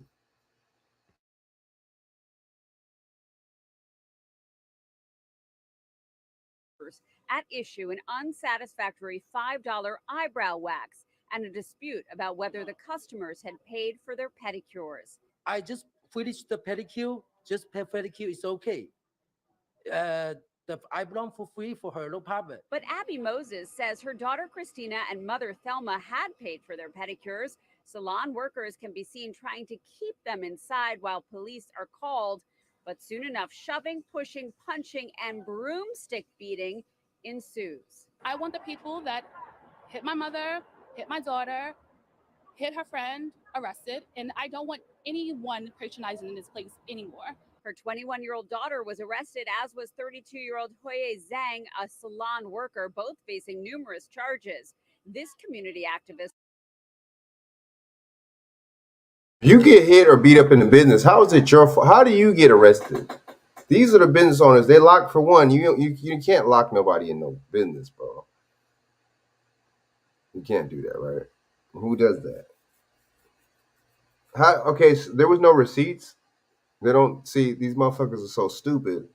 This motherfucker couldn't even speak English, man. I couldn't understand what you were saying. These motherfuckers are so dumb. Why don't they keep a? They don't have no register, bro. It's fucking in the late 2000s. They ain't got no register.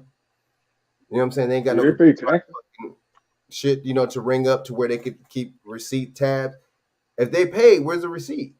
Or where's not the receipt? I don't understand how they could. Where was the? How you gonna argue and dispute or fight over if they paid? Did they pay? These motherfuckers it sound like they're dishonest. Did they pay or didn't they pay? How you not know if they paid or a customer paid or not? That's weird. You know, does that make any sense? If you a form I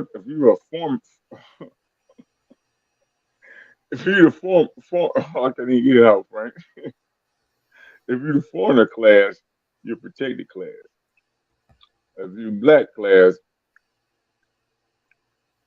you're arrested class. Ooh. They arrest your ass. Ooh. Black class, they arrest your ass. But if you're foreigner class, you're protected class. Looks like.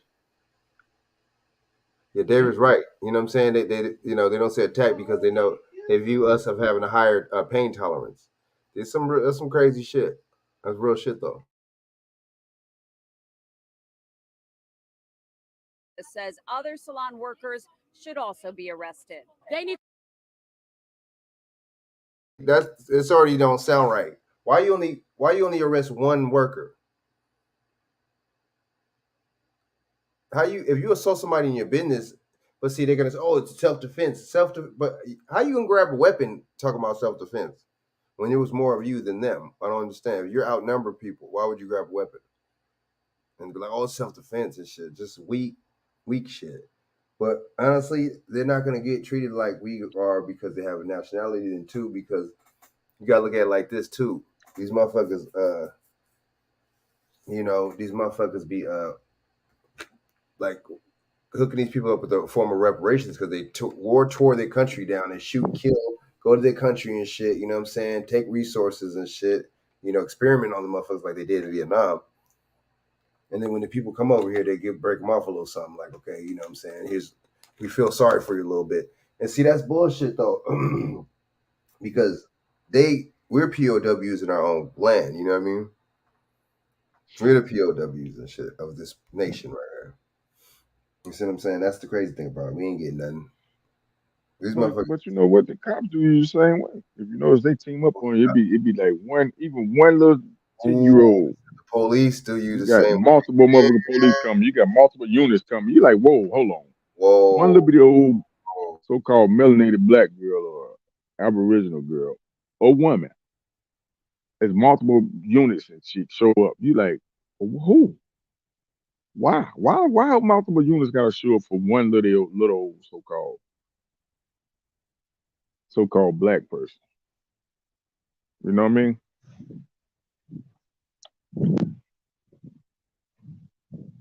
I don't get it.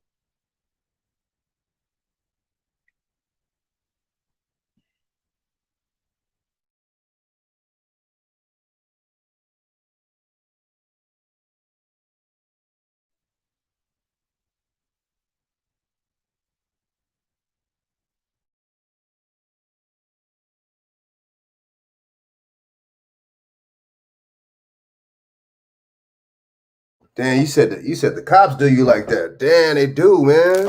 One motherfucker, but see, man, he's hurry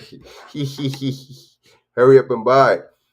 You know what I'm saying? It was that Mr. Society shit. That was real though, because they really do be treating people like that. That's why they put that in that movie like that. You know, we're going to treat us like that though.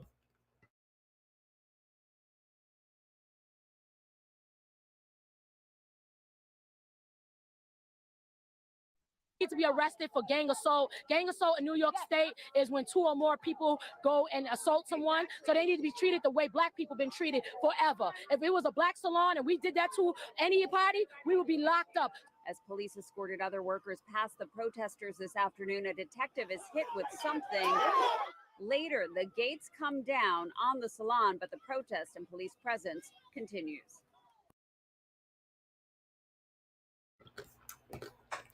We full of shit. We full of shit too because I bet you black females still go to that salon right now to this day, and even a little bit after that, I bet you they was going to that salon and still buying shit. See, we're full of shit. And that's a lot of y'all West Indians. That's Nostrand Ave. I'm from New York. I've been to Nostrand Ave, Eastern Parkway, Nostrand Avenue. That's when we used to pick up you know what I'm saying? That loud, you know. Well, Jamaicans, that's like West Indian Jamaicans. A lot of Jamaicans, West Indians over there in that part of Brooklyn. That's breakfast establishment, if I'm not mistaken. So, I mean, the thing is, you know, why are y'all still going and patronizing this dude's business and shit? You know what I'm saying? After this, we're gonna play the Derek Muhammad shit. I remember what happened to Derek Muhammad when he tried to fight for so-called black women. Watch. I remember what happened to Derek Muhammad. And no word yet on. My bad, it's Flatbush. It's Flatbush, Brooklyn. My bad.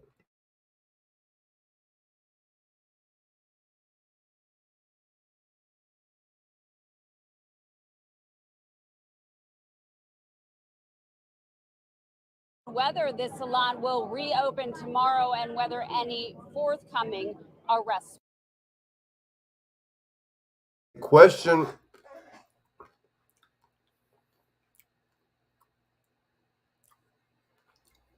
Dark balls.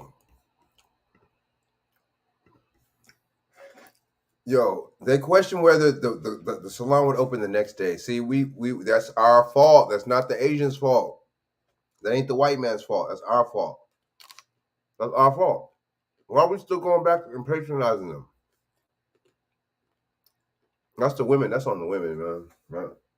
I mean, certain men get the pedicures with the feet on some hygiene shit. Not even on no feminine shit, but just on some hygiene shit.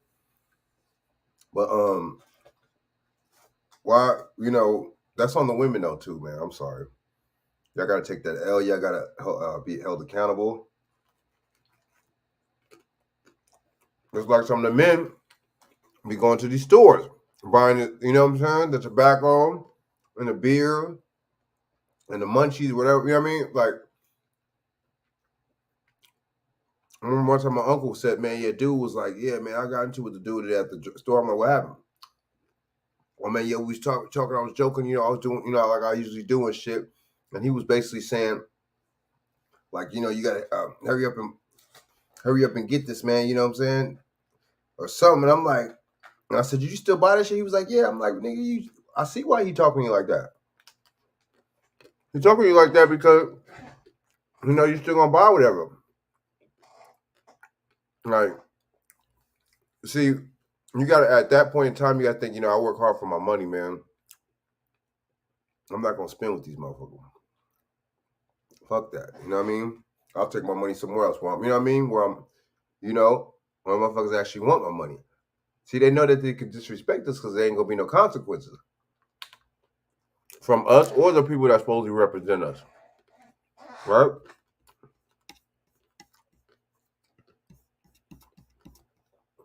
Will happen. All right, hold on one more time. Let's go.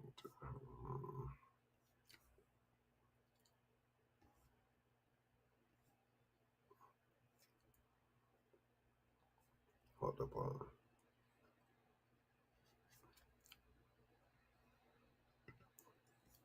If you live in Huntington. All right, shout out to the African Diaspora channel. Y'all can check them out. Follow them, subscribe. I'm going to play this right here. This is fair use 1976, section 107.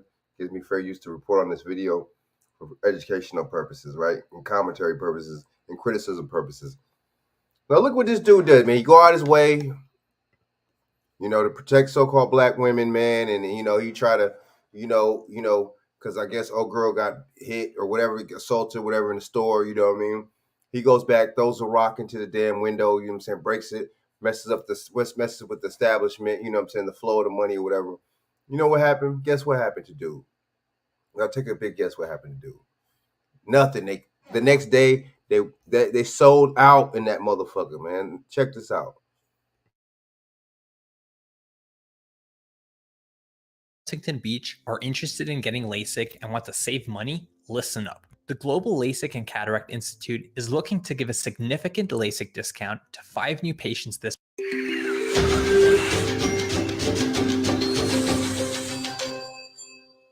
Last week, we seen our brother Tyrone Muhammad went to the Color Nails out in Chicago. Now, this brother had got a report that they were putting hands on Black women. The first time he told them not to do that. The second time he came over, he decided to make a statement. So as you saw in the video last week, Tyrone Muhammad got a bag of bricks and he started breaking windows. And the community bailed him out of jail. They donated over $30,000 to Tyrone to help him and be in support. But that's not the end of the story, unfortunately. We wish that Tyrone's efforts was something that could be respected, something that could be honored. They're the brother that went right back to that particular nail shop, and he posted the video. I want you guys to see exactly what this brother is going to show, and then we're going to get into this conversation today. And some feelings going to get hurt, but that's part of how we do things here. The truth hurts. Let's go ahead and roll that clip. Let's see who all peeking up and going in this piece here. Oh, they still getting productive business. Oh yeah, business booming. Yeah, they done. What up? What up, Delilah? Good. Be quiet. Quit talking to me. All them Black women up in there. All them Black women making them rich, putting their kids hair, putting their kids through college, up in there patronizing these motherfuckers. Like, y'all don't know how to do your own nails. I mean, is it that hard? I'm not trying to be funny. I'm not trying to be funny. You don't know how to do your own nails? Is it that hard? A lot of them are making excuses when they see a brother with long nails. Oh, your nails long. This and that. Oh shit. Oh man, this nail. Your nails long. But yet, why don't they just go their nails? Are you saying that because my nails can't grow? How do your nails can't grow long? I don't understand. I mean, I'm not a female. I don't know. But I know I have family members, you know what I'm saying, and I have females tell me that. My nails can't grow long. So I even have some I don't like when they grow long. I just cut them, bite them. But see, then why do you get fake ones then? It's illusion, right?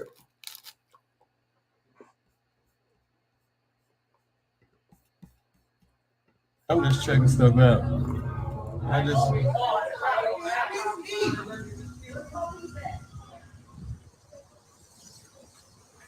Yeah, they kind of deep in there. They definitely kind of deep in there. Business has not changed.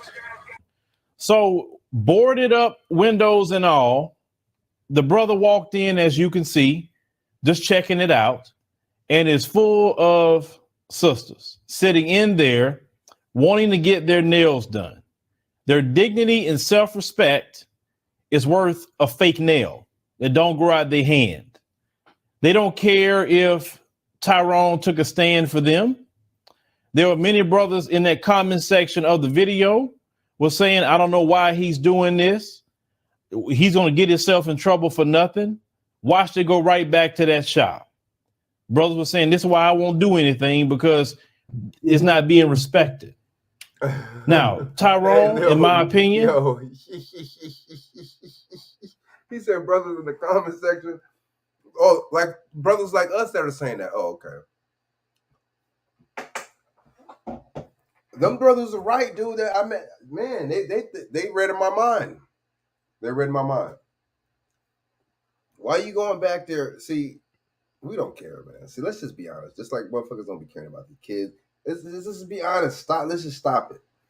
You know what I'm saying? Let's just cut the shit, man. These people don't give a fuck, man. You know what I'm saying? He's right. And see, it's funny why he said that, because he's being sarcastic as a motherfucker.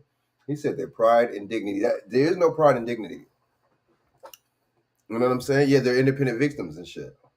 We're playing the victims, but at the same time, they're independent. Oh man, I'm an independent woman. I'm strong. Shit, I don't need no man. You know what I'm saying? I don't need no man and shit. But why do you want dudes to pay for it? You don't need a man, but you want niggas to pay for your shit. If you didn't need a man, why would it? Don't make no sense. If you didn't need a man, why do you need niggas to give you shit and buy shit for you? Man, David is going in right now. Hold up. I had a black bitch tell me they wear weaves because black men don't build schools and create jobs. They can't. They can't. Excuse me. Wear their hair to avoid discrimination. Laugh a lot. Everything is our fault. Ooh.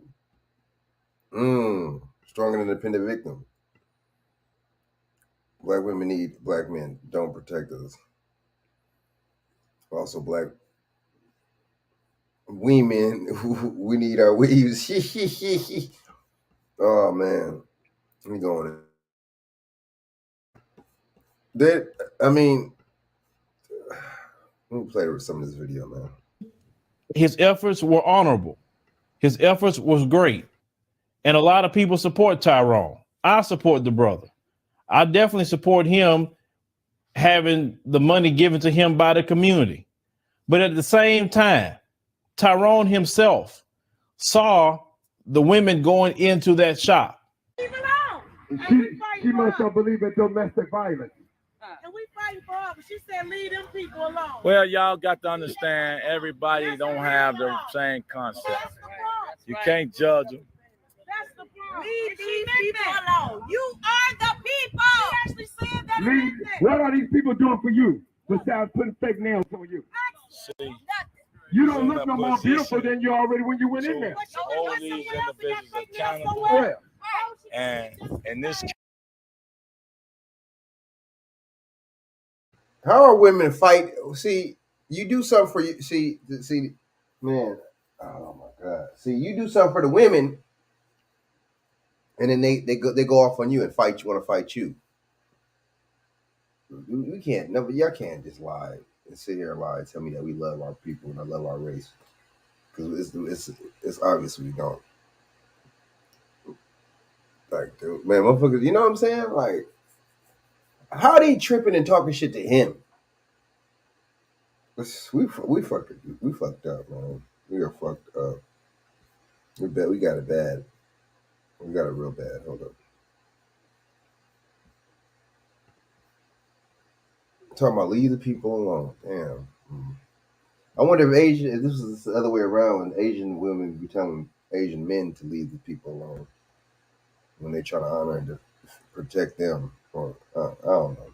case, we're about to win. We're gonna win, and we're not accepting no losses in this. Then there's other videos that I have covered in the past. Do you remember in Dallas, Texas, where you had the sister get punched in the mouth by a Korean beauty shop owner? The community came out to defend the sisters at that time period.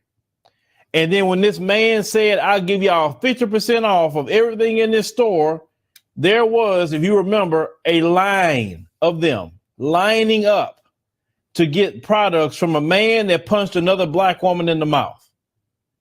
Brothers were standing out there at that time period trying to defend them. And then you had one of them come out and started arguing. No, we didn't try to take your phone, sister. Sister, you should not went over there. Did you not? I walked my ass to the motherfucker. Did you not come over there? He said you was wrong. You was wrong. You was wrong. Now the mentality, and I know what the mentality may be, nobody asked him to do anything like that. I'm doing me. Who told him to do that? I got to get my nails done. I got to get my hair done. All this vanity, because that's what it is being extremely vain.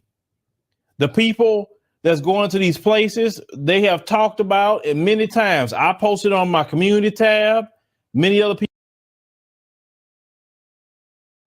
Then, old girl got punched in the face by a dude. He said 50% off, and they went back and had a line around. Shaq, what do you think about this, man? What David saying? We use projector style. Also, black women haven't washed it. Seems like the hair is 6 months. Damn. If discipline don't. Vanity over insanity, baby. You know my motto. Black women rather listen to these white liberals who push body positivity and promote obesity, not knowing, they hate them and push the opposite on their white families. Shaq, what you damn? David killed it. Damn. What you think about that shit, Shaq? Vanity over insanity, baby. You know my motto. Yo. Can you hear me? Shaq, I can't hear you. I said vanity over insanity. You know my motto. It gotta be something on your end. Because I can see the thing is moving, so I can see you talking, so I don't think it's me this time. Okay. If y'all can hear me, put one in the chat.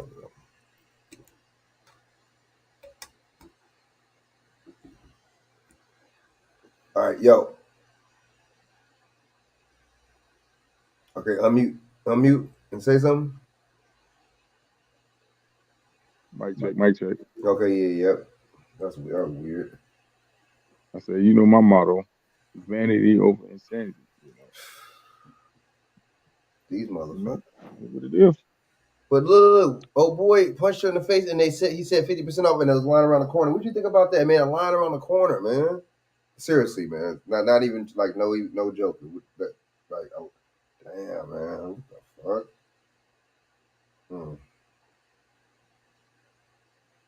And she was arguing with him too. Like, damn, like she wanted to fight and shit. See, the thing is,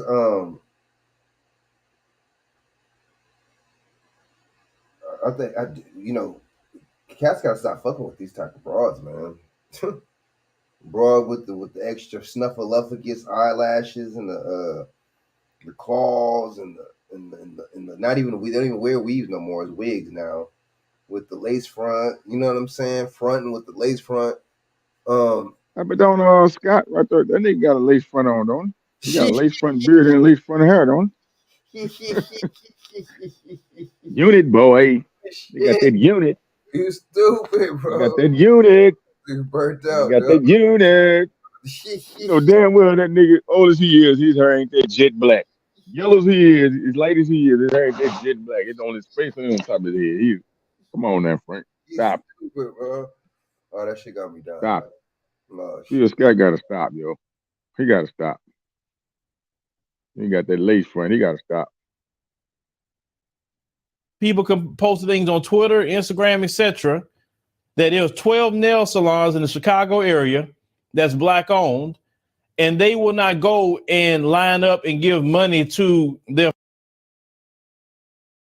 12 shops, bro, that are in Chicago alone. That's black owned. That's a lot, dog. 12. I mean, that's not a lot that it should be, but that's enough for motherfuckers to be in the motherfuckers.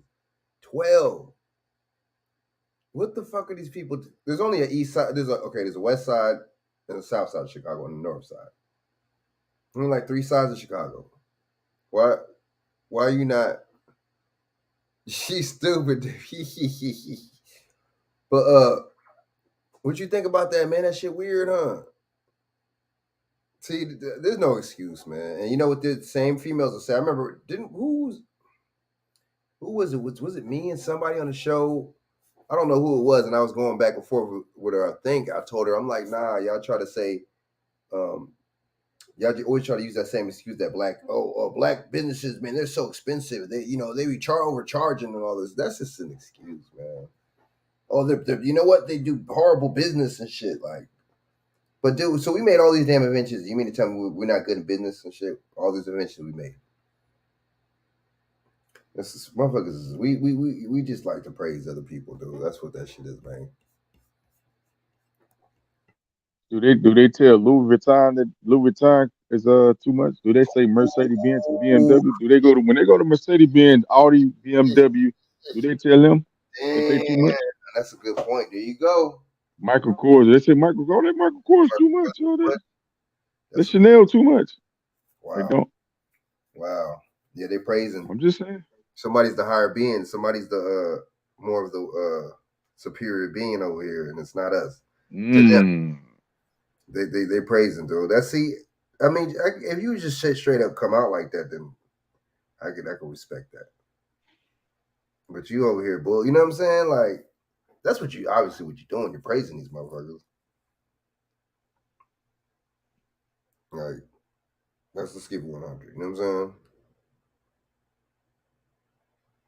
I don't know. What you think, Shaq? That shit, damn, dude. Like, 12 shops in the area alone, man. And you can't. Boy, I think motherfuckers like getting beat by them because it's different. It's not the same. Shit. When they get beat by them, it's different and shit. It's like, you know what I'm saying? Man, they probably saying, well, he loved me. That's what I'm saying. That's exactly what I'm trying to think and shit. It's more hatred with us and shit. And it's more love with them and shit. That shit is damn, dude. Man, that shit is burning. Love taps. He right, though. Again, love tap. They don't have no pride or dignity, man. No pride. It's like, a little bit. Your fellow sisters really go to these people and get their nails done and a knuckle sandwich on the side. That's what they'll take from these people. And they keep going back and keep going back. No matter how much they disrespect them, no matter how much they lock them in their store, slap them, choke them out, don't matter. They keep going back. Now, at this point, why would anyone respect you? No one's going to respect anyone they can abuse. You sit there and get punched in the face. Your brother defends your honor and you still go back. That's why no one going to respect the black community at all. And listen, it's not brothers. Brothers is not going in these places and getting themselves punched in the face. They're not getting shoved out the store. They're not being told, hurry up and buy. Do you notice every time a brother show up, they cower down each time? They get scared. They wonder what's going to happen when a brother show up. So clearly not putting their hand on the brothers. But why is it time and time again that you keep going back to that? That's not normal. That is something mentally wrong up here. We got to accept that.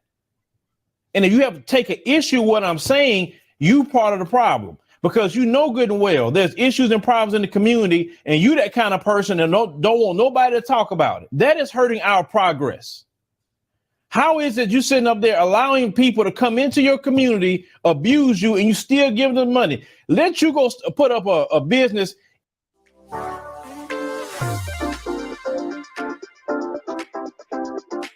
In the area where the Koreans, the Chinese, etc. live, and let you put your hands on their women. Watch what's going to happen. Not only the men's going to retaliate, but your business is going to be done, and rightfully so. You go over there with white folks and do that. Watch what happens. Any other group, they will sit up there and your business will be done because all your business is coming from this group of people. They should be celebrating Juneteenth with you. They should be saying, hey, Martin Luther King Day, whatever they got to say, because you are their customer base. But they don't have to respect you. They make all the money they can off of you, send their kids to great colleges, live in nice homes, drive great cars, and they can still give you that knuckle sandwich if they have to, because you will go back. See, brothers is not going to defend you like that. Now, to the sisters say, oh, they won't defend us. You can't defend that. No brother can. Tyrone did a great thing, and yet look what happened. He got a criminal charge on him. I think criminal vandalism, I think it was the charge. He got that charge on him, and yet these sisters couldn't respect this brother. Couldn't respect him. And I was watching the other videos. They were still coming in and out of that place, boarded up and all. You mean to tell me they didn't ask, hey, why this place boarded up? You mean to tell me nobody told them? Come on. Everybody knew what happened. That video went viral. Everybody knew what Tyrone done in their honor. But don't expect brothers to take a stand when you're not doing it yourself. When you're not having respect for yourself enough to say, you know what? Nah, man, you can't do that. But we have a self-hate issue in our community too. You won't go down the street and give your money to another black woman because I don't want her to be making no money. Because any other black person have a little bit more than you is a problem. You're jealous of it. You're bothered by it. Let's call it what it is. We live in the information age. We can find everything else on the telephone, a cell phone. We can find everything, but we can't research, try to find where, someone could offer a service in our community. It amazes me when people say, oh, well, tell me what it's at and tell me what that is. Look, all y'all got a phone. I'm just telling you how it is. It shouldn't be my responsibility or no other content creator responsibility. If you got Google in your city, start looking, start searching, put the word out. Hey, who's doing this and that and the third in my city or in the surrounding area? This is not normal. Trust me on that, because I guarantee you, if that would have been a black man, would have been putting their hands on the sisters like that, they'd have been beating them up. That's for sure. They'd have been calling the police. And they would have shut their business down. Talking about how you gonna put your hands on black women, etc. Well, see, we got all that smoke for each other. But when these other groups do it, you just taking it with a smile and go right back to them and give them your money. That's not normal. That's not normal. Those, as I said before, those people aren't selling you oxygen at all. So there's nothing you got to have in those people's place. At least you'll go somewhere and make sure they respect you. They have no respect for you. It's been other times that police have arrested a few of them. I covered it on my other channel. The same shop. I didn't realize it was the same shop that the police arrested one of them for putting hands on a black woman. And y'all still go back to that place? Come on, man. I mean, this, putting on fake nails, it's that important? What they giving you out that beauty supply store, is that important? I have brought a black woman on here who has a website that offers products for black people, made by black people, and yet you don't want to take advantage of that, but you'll make sure to go to those Koreans and go to their beauty supply store, and they can treat you like crap, and you still be back. That's not normal. Abuse is not normal to go sit up there and say, that's okay, I'm still going to give you my money. Well, I can't find another beauty supply store. I got to put up with it. You ain't got to put up with nothing. You can go find whatever you want to find or order it online. There's no excuse. I don't care if that's the only place in the town. You're not going to be putting your hands on me and thinking I'm going to go back and give you my money. Like, seriously?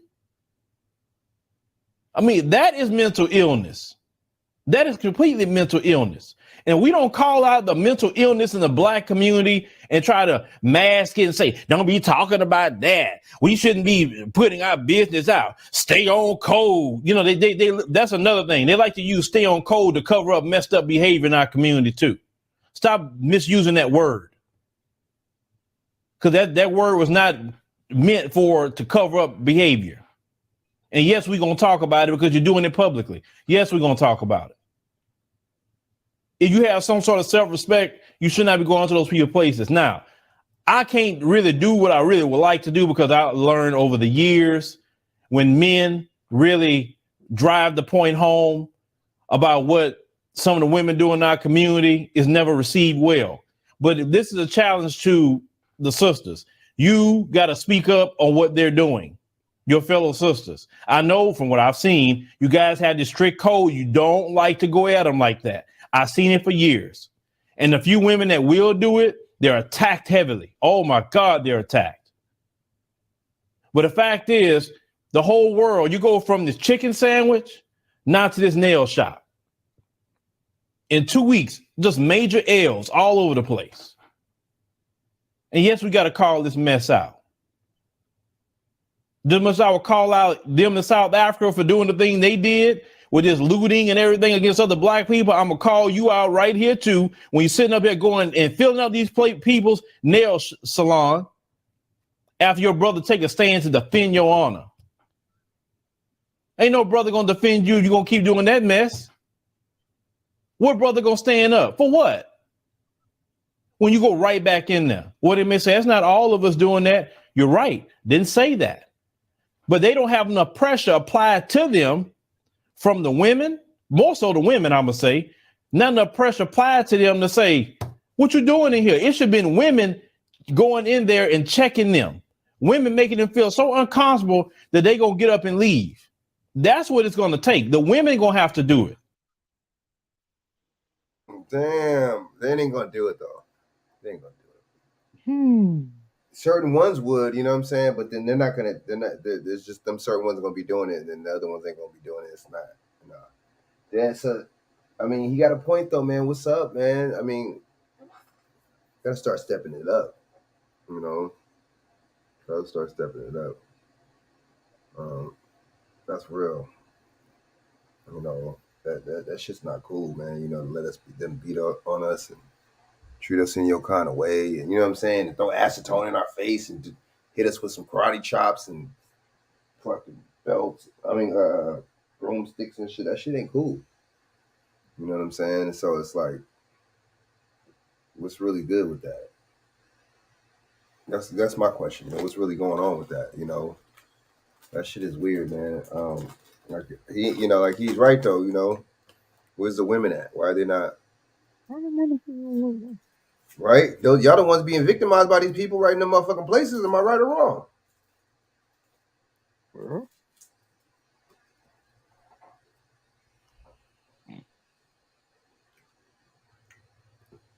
Yeah, man. So, what about LULAC? LULAC. Let's look up LULAC real quick. All right, I'm gonna look that up. LULAC. And one of the dudes of LULAC was basically. Let me see. Let me look it up right now. One of the founders of LULAC was basically the. Watch.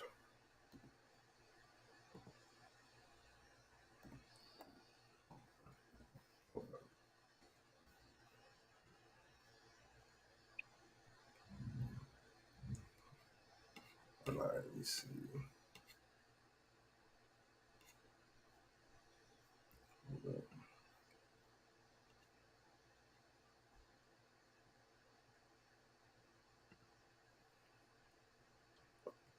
Mission of League. Okay, the League of United Latin American Citizens. All right.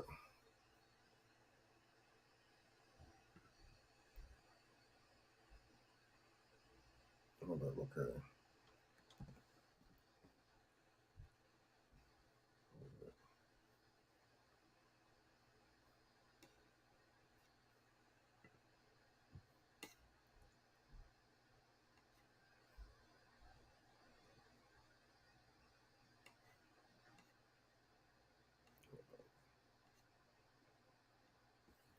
This dude's name, Felix.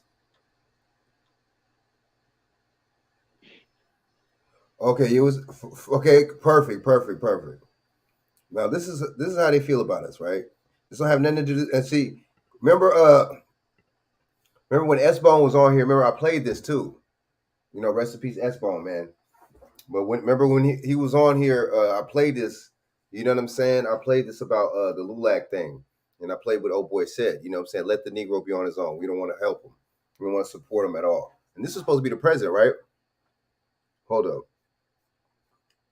Felix, I don't know how you fucking say that shit. Hold up. Let me see. I can get on this name.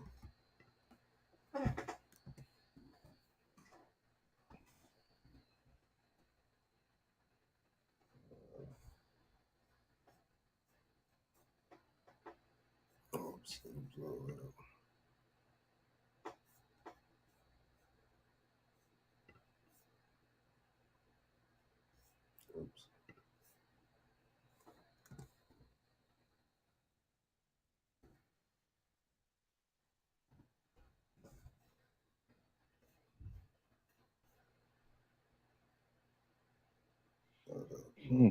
That's not how you hold up real quick.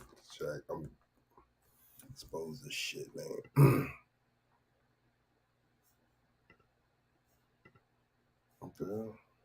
Oops.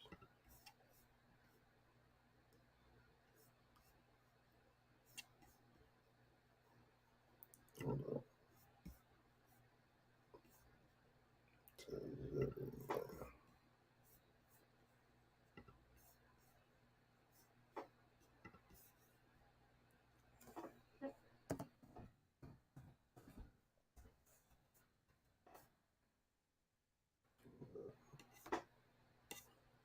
Why's nothing coming up?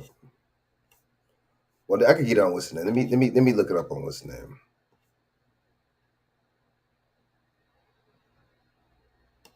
Hold up. Let me get this. I'm trying to get this on listening. That's why I'm trying to get on YouTube. They ain't gonna put that out there. Let me see, get this one here.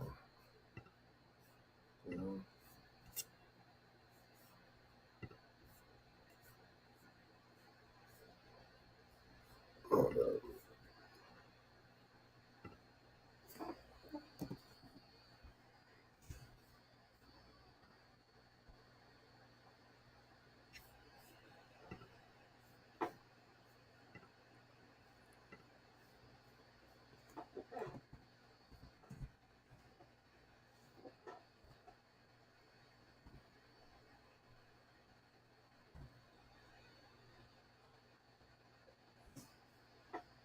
There we go.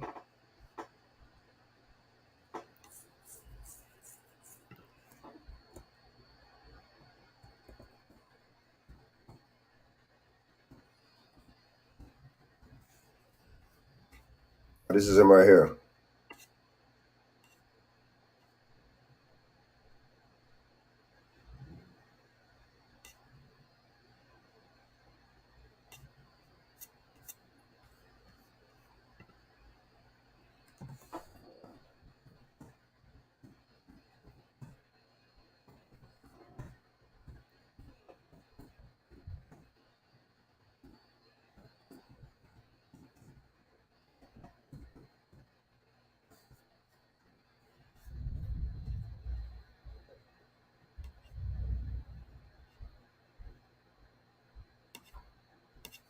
Damn, I don't want to listen to him.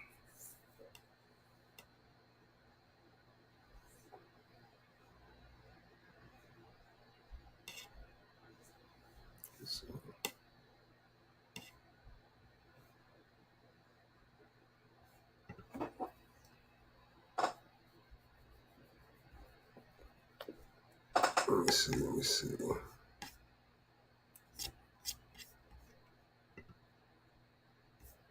Well, you know what? I don't know why I can't find this, but that's what what's his name? David put in the thing in the chat. You know what I'm saying? So this dude, he didn't want to mess with us, man. This is the dude, you know, of this. You know, I think he was like the president of some of that whole organization, man. He said that, you know, basically F us. We on our own. We ain't gonna fight with you. We ain't gonna mess with y'all. We ain't gonna fight with y'all. So what is that? I mean, I think that says a lot to me, if you ask me. You know, it says a lot. You know, I mean, we see. This is the thing. Like, you know, these people come. I mean, people don't. I mean, this immigration thing hurt us, man. And I'm gonna play one more little video real quick, man. Let me see.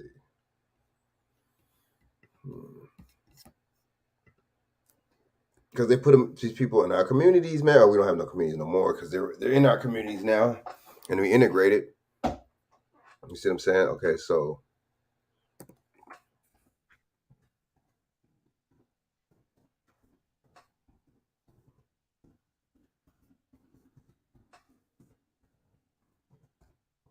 I mean, you can't have no businesses, right? When they have all the businesses in your community. Makes sense? So, you know, you give them incentive to actually. Oh, hold up.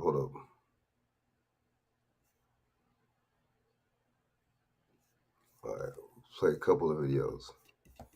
Shout out to Iceberg channel. Play this. I mean, subscribe to the channel. Another fair use, 1976, Section 107 for Fair Use Act. Basically gives me fair use to report on this video for commentary purposes. So we going in. Did you know that in the last 6 months alone, more than 5... The people on the south side of Chicago are mad as hell and they ain't gonna take it no more. And I cannot say that I blame them. So last week, city officials met with people in South Shore, Chicago to tell them that more asylum seekers will be moved to their neighborhoods. Specifically, there's an abandoned school that they want to turn into like a shelter to house what they say is like 200 to 300 immigrants that come into Chicago per day, right? But again, the Black people, which is predominantly Black on the south side of Chicago, says, nah, We don't want them here. In fact, some of them were saying build the wall 2024, and just basically they can't come here because they said y'all want to allocate all of that money to help immigrants. But what about the people here? Now, they also said that they were told when Mayor Lori Lightfoot, who is leaving, got into office that they would entertain turning that school into some sort of a youth center. So they're like, we want that for us. Also, there's a lot of gun violence and homelessness going on there in the South Side. So they're like, how y'all gonna spend all this money to help people who really do not belong here? But there's people here already struggling. So I want y'all to watch this video of this 11-year-old boy who said this. Youngster! I'm 11 years old. I'm wondering, why didn't they move into the Hispanic community? And I agree with him. Why y'all can't move them to the Hispanic part of town? Why y'all always moving people where we live? Now, y'all remember a couple of months ago, Lori Lightfoot pulled that mess with our Black residents as well when they tried to move in immigrants. And it's like, there's other parts of Chicago, right? Like the people are saying, what about the North Side? They're a little bit more affluent. They got a lot of vacant, nice buildings. Y'all could put the migrants in, but why y'all always dumping stuff over here on us? Well, we know why, because Black people vote for the Democrats. And let's just keep it a buck. It's the Democrats in Chicago that's making those decisions to dump everybody else onto Black people. And so I'm going to say this to us as Black people. Stop voting against our better interests. Those Negroes get in there on the help of Black people, you know, making Black people think, yes, I understand. I'm going to make sure and all this other stuff. And then they get in there and be like, oh, I said that. Oh, okay. Well, let me think about it while I go help everybody else. Now, Brandon Johnson, the incoming mayor, he says, while I agree that immigrants should get help, but they should not get help before the people that already live there. So he's kind of like trying to toe the line, if you will, straddle the fence, instead of saying, nah, they can't come here. They can't come here until every resident in the South Side of Chicago has what they need, right? We're not going to prioritize everybody else over there. So that's what he should be saying, right? But again, that was the work of Mayor Lori Lightfoot, who during her term thought it was cute to dump more problems onto Black people. So anyway, y'all tell me what you think of this. And for more insightful commentary, please subscribe to this channel and my channel, The Demetra Kaye Show, here on YouTube. Peace. As Title 42 has come to an end, more migrants are expected to converge onto the United States, and the United States plans to put those migrants into Black communities. Now, Title 42 was a policy that was implemented by the Trump administration that basically said that no one else from other countries can come over due to the coronavirus pandemic. But now that the pandemic is over, the Biden administration ended that particular policy. And so we're starting to see an influx of people. Pushing this again in September, by the way, the scamdemic, by the way.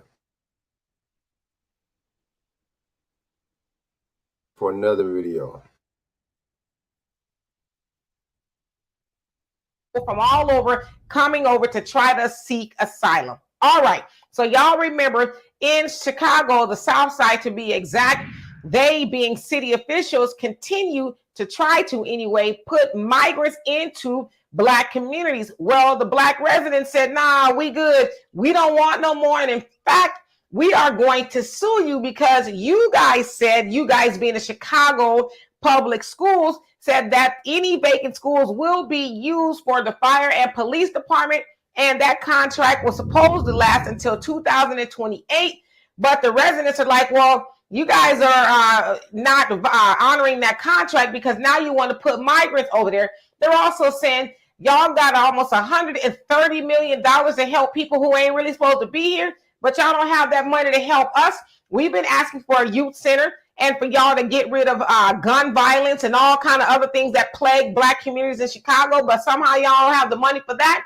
So, of course, they are pushing back. But watch this one resident by the name of Craig said what his grandmother told him so many years ago.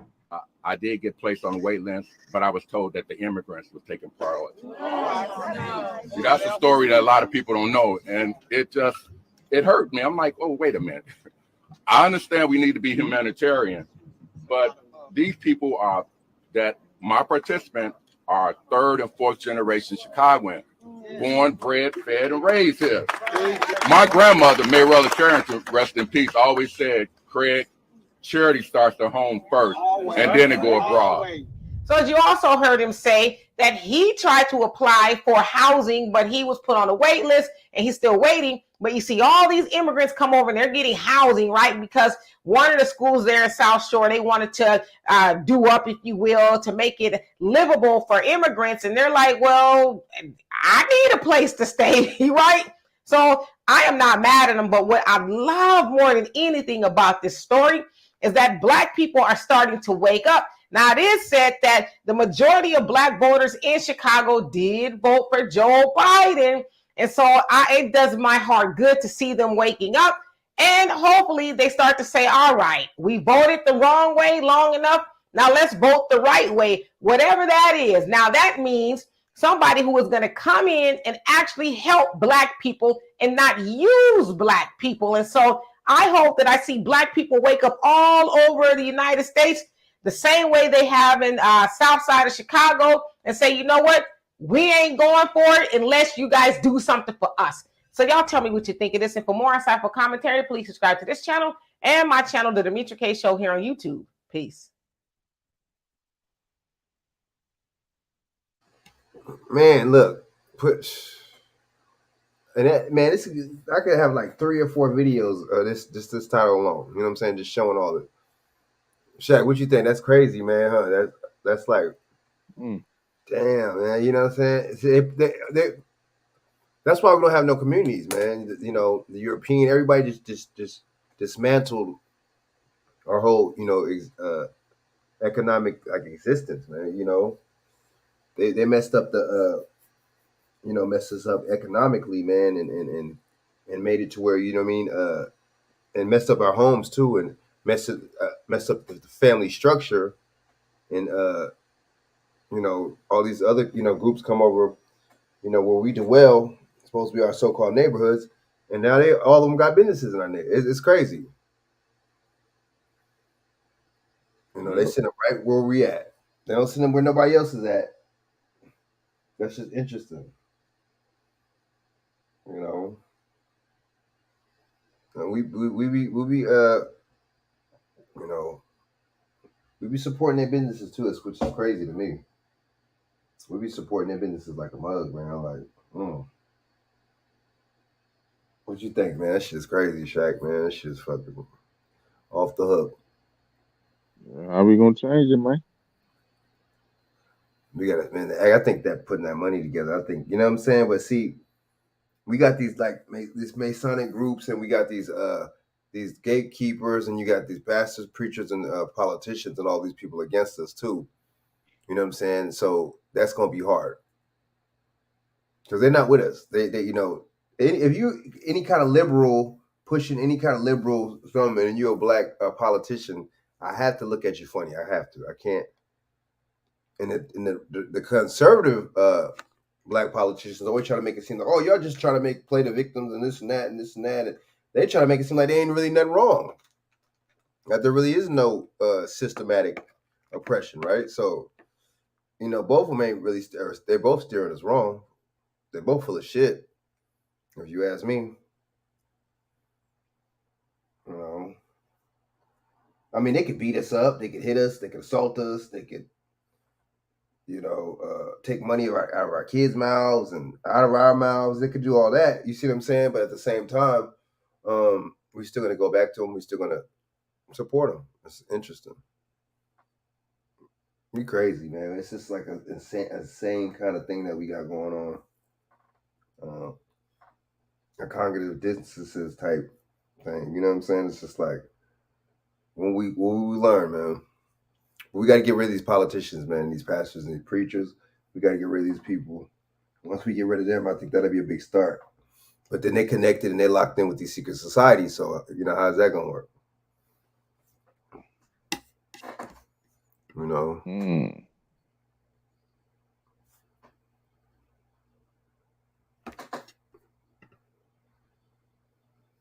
What whiteness strategy. Yep, making common cause for blacks to have comprised Mexican Americans' preferred identity. Let the Negro fight his own battles, said League of United. Man, you know, non-American citizen LULAC, President Felix Hiernino, whose political reflections is segregation attitude, black responded kind by buying into the negative stereotypes that white racists had. Devise and justify their oppression of Mexican Americans.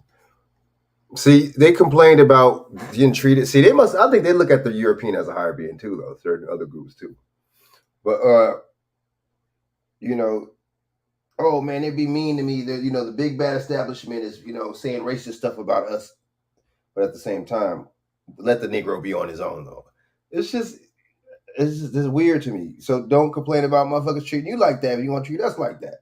But see, I guess that was their way of establishing that we was on the bottom. Does that make sense? That makes sense, huh? That was their way of like trying to like differentiate them being on the, us being more on the bottom than they are. us being below them, right? I mean, and we seen in the other video, man. They just, you know, whooping our asses basically in the nail salons. It's just really crazy.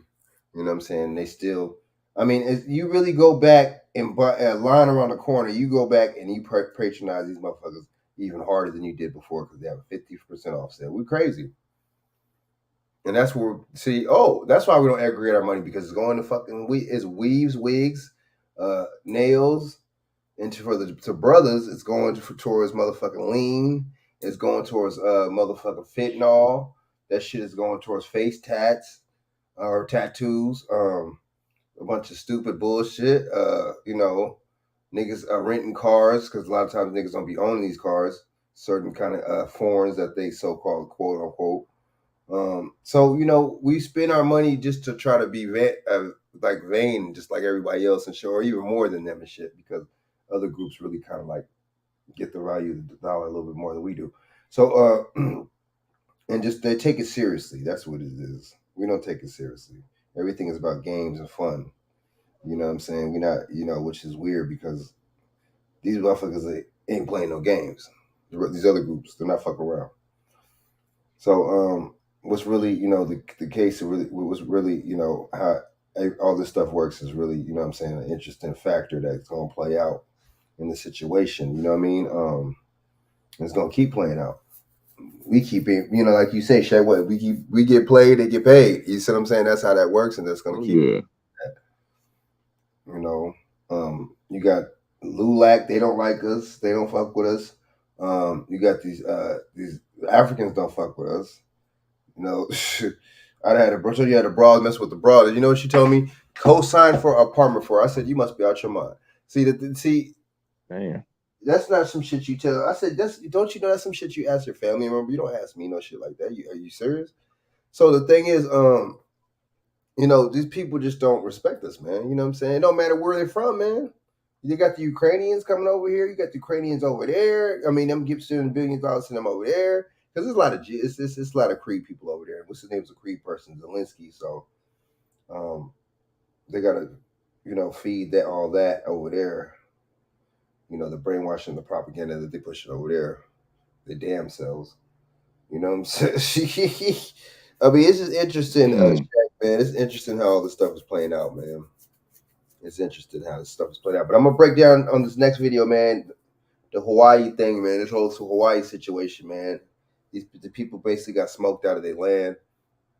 That was all a land grab. Look up a dude named what's the dude's name?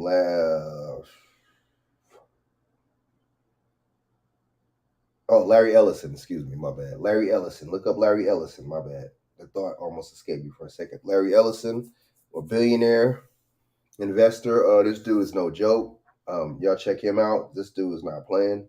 He's going over there and he's trying to buy shit off. But see, you got to play it off, and you're not just gonna be like straight up, what's his name, Avatar, and just bulldoze motherfuckers out their land. Now, what you got to do and shit, since they're so-called human beings like you got to play it off, and you got to make it seem like it's some kind of natural disaster. You see what I'm saying? And that natural disaster hits them, and it just happens to be burned the poor people's houses down, but not the rich people's. Interesting. Oh wow. They don't burn Oprah. It skips Oprah's. Like there's supposed to be like some kind of smart fire. You know how we got smartphones and shit. This is a new shit. Telefire. You know what I'm saying? In Teleflame and shit. You know what I'm saying? So that shit is crazy. You know how that shit skipped Oprah's house and who else got a house over there? Old boy Jeff Bezos, all the motherfuckers. So I don't know how this is gonna work out. So I'm gonna play, I'm gonna go in on that video. Most likely I'll probably do that tomorrow.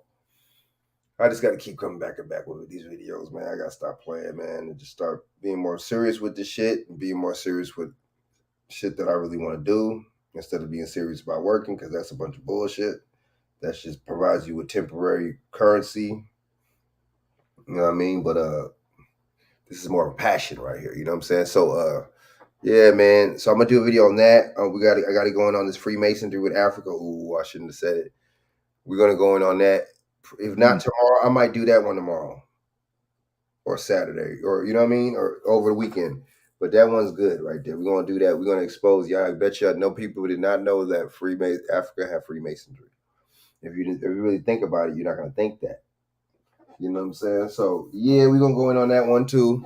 We exposing, right? We're gonna be so exposed. You know what I'm saying? How the Pan-Africanism the Pan-Africanism movement, that shit flop. You know what I'm saying? It flop. You know, as good as its leaders, people like Polite, they're around doing some very, very, you know what I'm saying, this low down, dirty shame type shit. So I can see why, you know what I'm saying?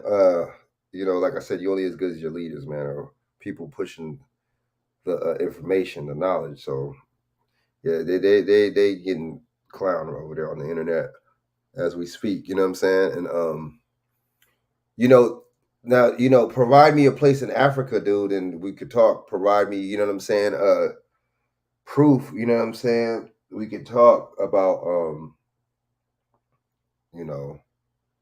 us having some kind of asylum over there or something. You know what I'm saying? Pianki, this and that over there in Ghana. Pianki, you just saying that because you got an African woman. Stop it. But yeah, man. That's my boy though. But yeah, man. So we just got to start laying down. I'm gonna start. I got some videos. I got some content, man. You know what I'm saying? We got to start exposing, man. And I'm gonna start making these videos because I don't want to do, you know what I'm saying, the typical. I report on, y'all know I report on these current events and stuff like that too. But I don't want to just do current events all the time. That shit gets too repetitive. You know what I'm saying? Plus the news does that too much. The news is going to report on what they want you to know and the current events that they want, the propaganda that they want you to know about. So they let the news do that shit. The regular news do that shit. You know what I'm saying? Let regular media, let them do that shit. But most of the time, a lot of times I do current events. I talk about whatever trending topic, whatever topic, mostly political, is out right now. But I'm just doing these videos, man, and basically just tracing back problems, man, and solutions and stuff like this. We get some solutions, but like this one yesterday, I did I forgot which video I did yesterday. But I'm going to do the one on what's his name next, on Africa and the fires. You know what I'm saying? So yeah, man, it's just like I'm just gonna keep coming with content, man. I'm just gonna keep coming, and we just gotta, I try to educate people, man, but a lot of us, man, we just don't. If it ain't about some drama or some motherfucking bitches throwing drinks on motherfucking each other, and and just motherfucker, you know what I mean, and motherfuckers saying that the other motherfuckers hating on them and shit like that. You know what I'm saying? It's just like that shit. If it's not about that, we're not gonna be on it. We're not gonna be paying attention to it. We're not gonna push it. We're not gonna share it out to our social medias and and have something to talk to your homies about. We ain't gonna do it. You know what I'm saying? When it's something, if it's something positive, we're not gonna check for it, man. We're not. But we'll watch something positive about another group. You know what I'm saying? We'll watch movies. Hey, did Ms. Lockhart tell you Did she give you the movie to check out? Sale on Tubi. I'm about What's to it check called? that out. Sale, SELL I'm gonna check that out. on Tubi. I'm about to go look it up and check it out. Okay, so you probably get Tubi. That's okay. That's like a little station or whatever. You probably can get it on YouTube. Yeah, that's like a little free little movie app too. I'm gonna have to check that out. You can get it on your smartphone, any smart device, TV, and any Samsung device. You download the app, and you can pull up a lot of different movies and stuff, free movies. I'm gonna have to check that out, man. What's that? Yeah, cause fucking at the end of the day, I like stuff like that. I like, just like you, man. I still haven't watched Clone Tyrone yet. I'm gonna have to check that out, man. I ain't watched these. I want to see the subliminals. I want to see, you know what I'm saying? Because I've been saying this, that they study us. I mean, that's how that's how they do us the way they do us. I've been saying that they study us. That's all they're doing is studying us. So, you know what I'm saying? So I'm not, so I'm not surprised that a movie like that would be subliminal like it is. Remember what's the name was talking about? I mean, what's the name was subliminal? Boys in the Hood, the gentrification part, the Menace to Society part, going to Atlanta, and then Atlanta happened to be a so-called after the those days it started with being booming and started being a black mecca. You know what I'm saying? It's like so many different subliminal. He grew up without parents, So it's just so many subliminals in these movies, man. They give you the truth in the movies and they give you the lies on the news. That's how that works. Damn. Word, but yeah, Shaq, man, cat's been on here for a hot little minute, man. Shout out your information, man. You know what I mean? And yeah, man, appreciate it, Frank, man. Keep up the good work, dog. Yeah, I can tap in with you, boy. Shaq _Edwards on the Grizzam. And Shaq Edwards on Facebook. What's today? Friday. Yeah, I think we got a show. We might have a show this Saturday with Ms. Lockhart. All right. oh yeah, you know what? Yeah, man. I want to check. Yeah, I'm gonna jump on there, man. Yeah, she might, but that's all I got, man. I'm about to, yeah, what's up? What? Why, man? I'm tired, bro. Yeah, man. I'm gonna lay it on down, man. Tap in with me though, man. We can jump back on this next time. All right, for sure. Shit, man. Everybody in the chat, man. Salute, man. Like, share, subscribe, man. Yeah, man. Appreciate it, Big Shaq, man. Word, man. Thanks for coming back on. Oh yeah. No problem. Yo, I'm gonna holler at you. Peace, man. All right, y'all, man. I'm about to get on out of here, man. I'm about to take it as laying on down my damn self, man. So appreciate y'all for tuning in. King David, man. You know what I'm saying? Look at the rest of your comments real quick.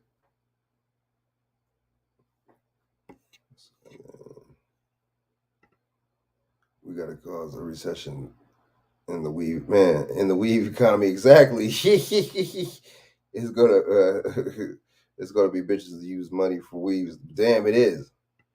Wait, man. Damn, exactly. A classist fire that only targeted the poor. Newbury said he got acres of land in Libya waiting to be developed. Oh, that would be dope. Oh, see, that would be dope right there, though. That would be tight. I ain't gonna say, you know what I'm saying? Who knows? Living out there, that might not be you know what I'm saying? Shit. Who knows? It might not be a bad little idea, right? You know what I mean? Having acres anywhere, land anywhere, that's dope. Especially in a place like that's actually an actual country, unlike this corporation. This is a corporation right here we live in. You know what I'm saying? But yeah, so I'm gonna holler at you, y'all, man. So peace, man. Like, comment, subscribe. King David, good looking out. Bless in the comment section. Good looking out for coming on last night. My bad, I fell asleep. I was burnt out. That was really burnt out to do, but you know how you just be like doing shit, you vibing, you do something, man. You know what I'm saying? All of a sudden you woke up like, what the fuck happened to this shit, man? Like that's like a blackout. You know what I'm saying? Niggas blacked out like a motherfucker, man. Word. So yeah, man, comment, subscribe, like, you know what I mean, and hit the comment section if y'all want. And I'ma holler back at y'all, man. Good looking out for coming back and supporting your boy, man. All right, y'all could be doing anything, but y'all chose to spend your time with your boy. Appreciate it. Peace out, man.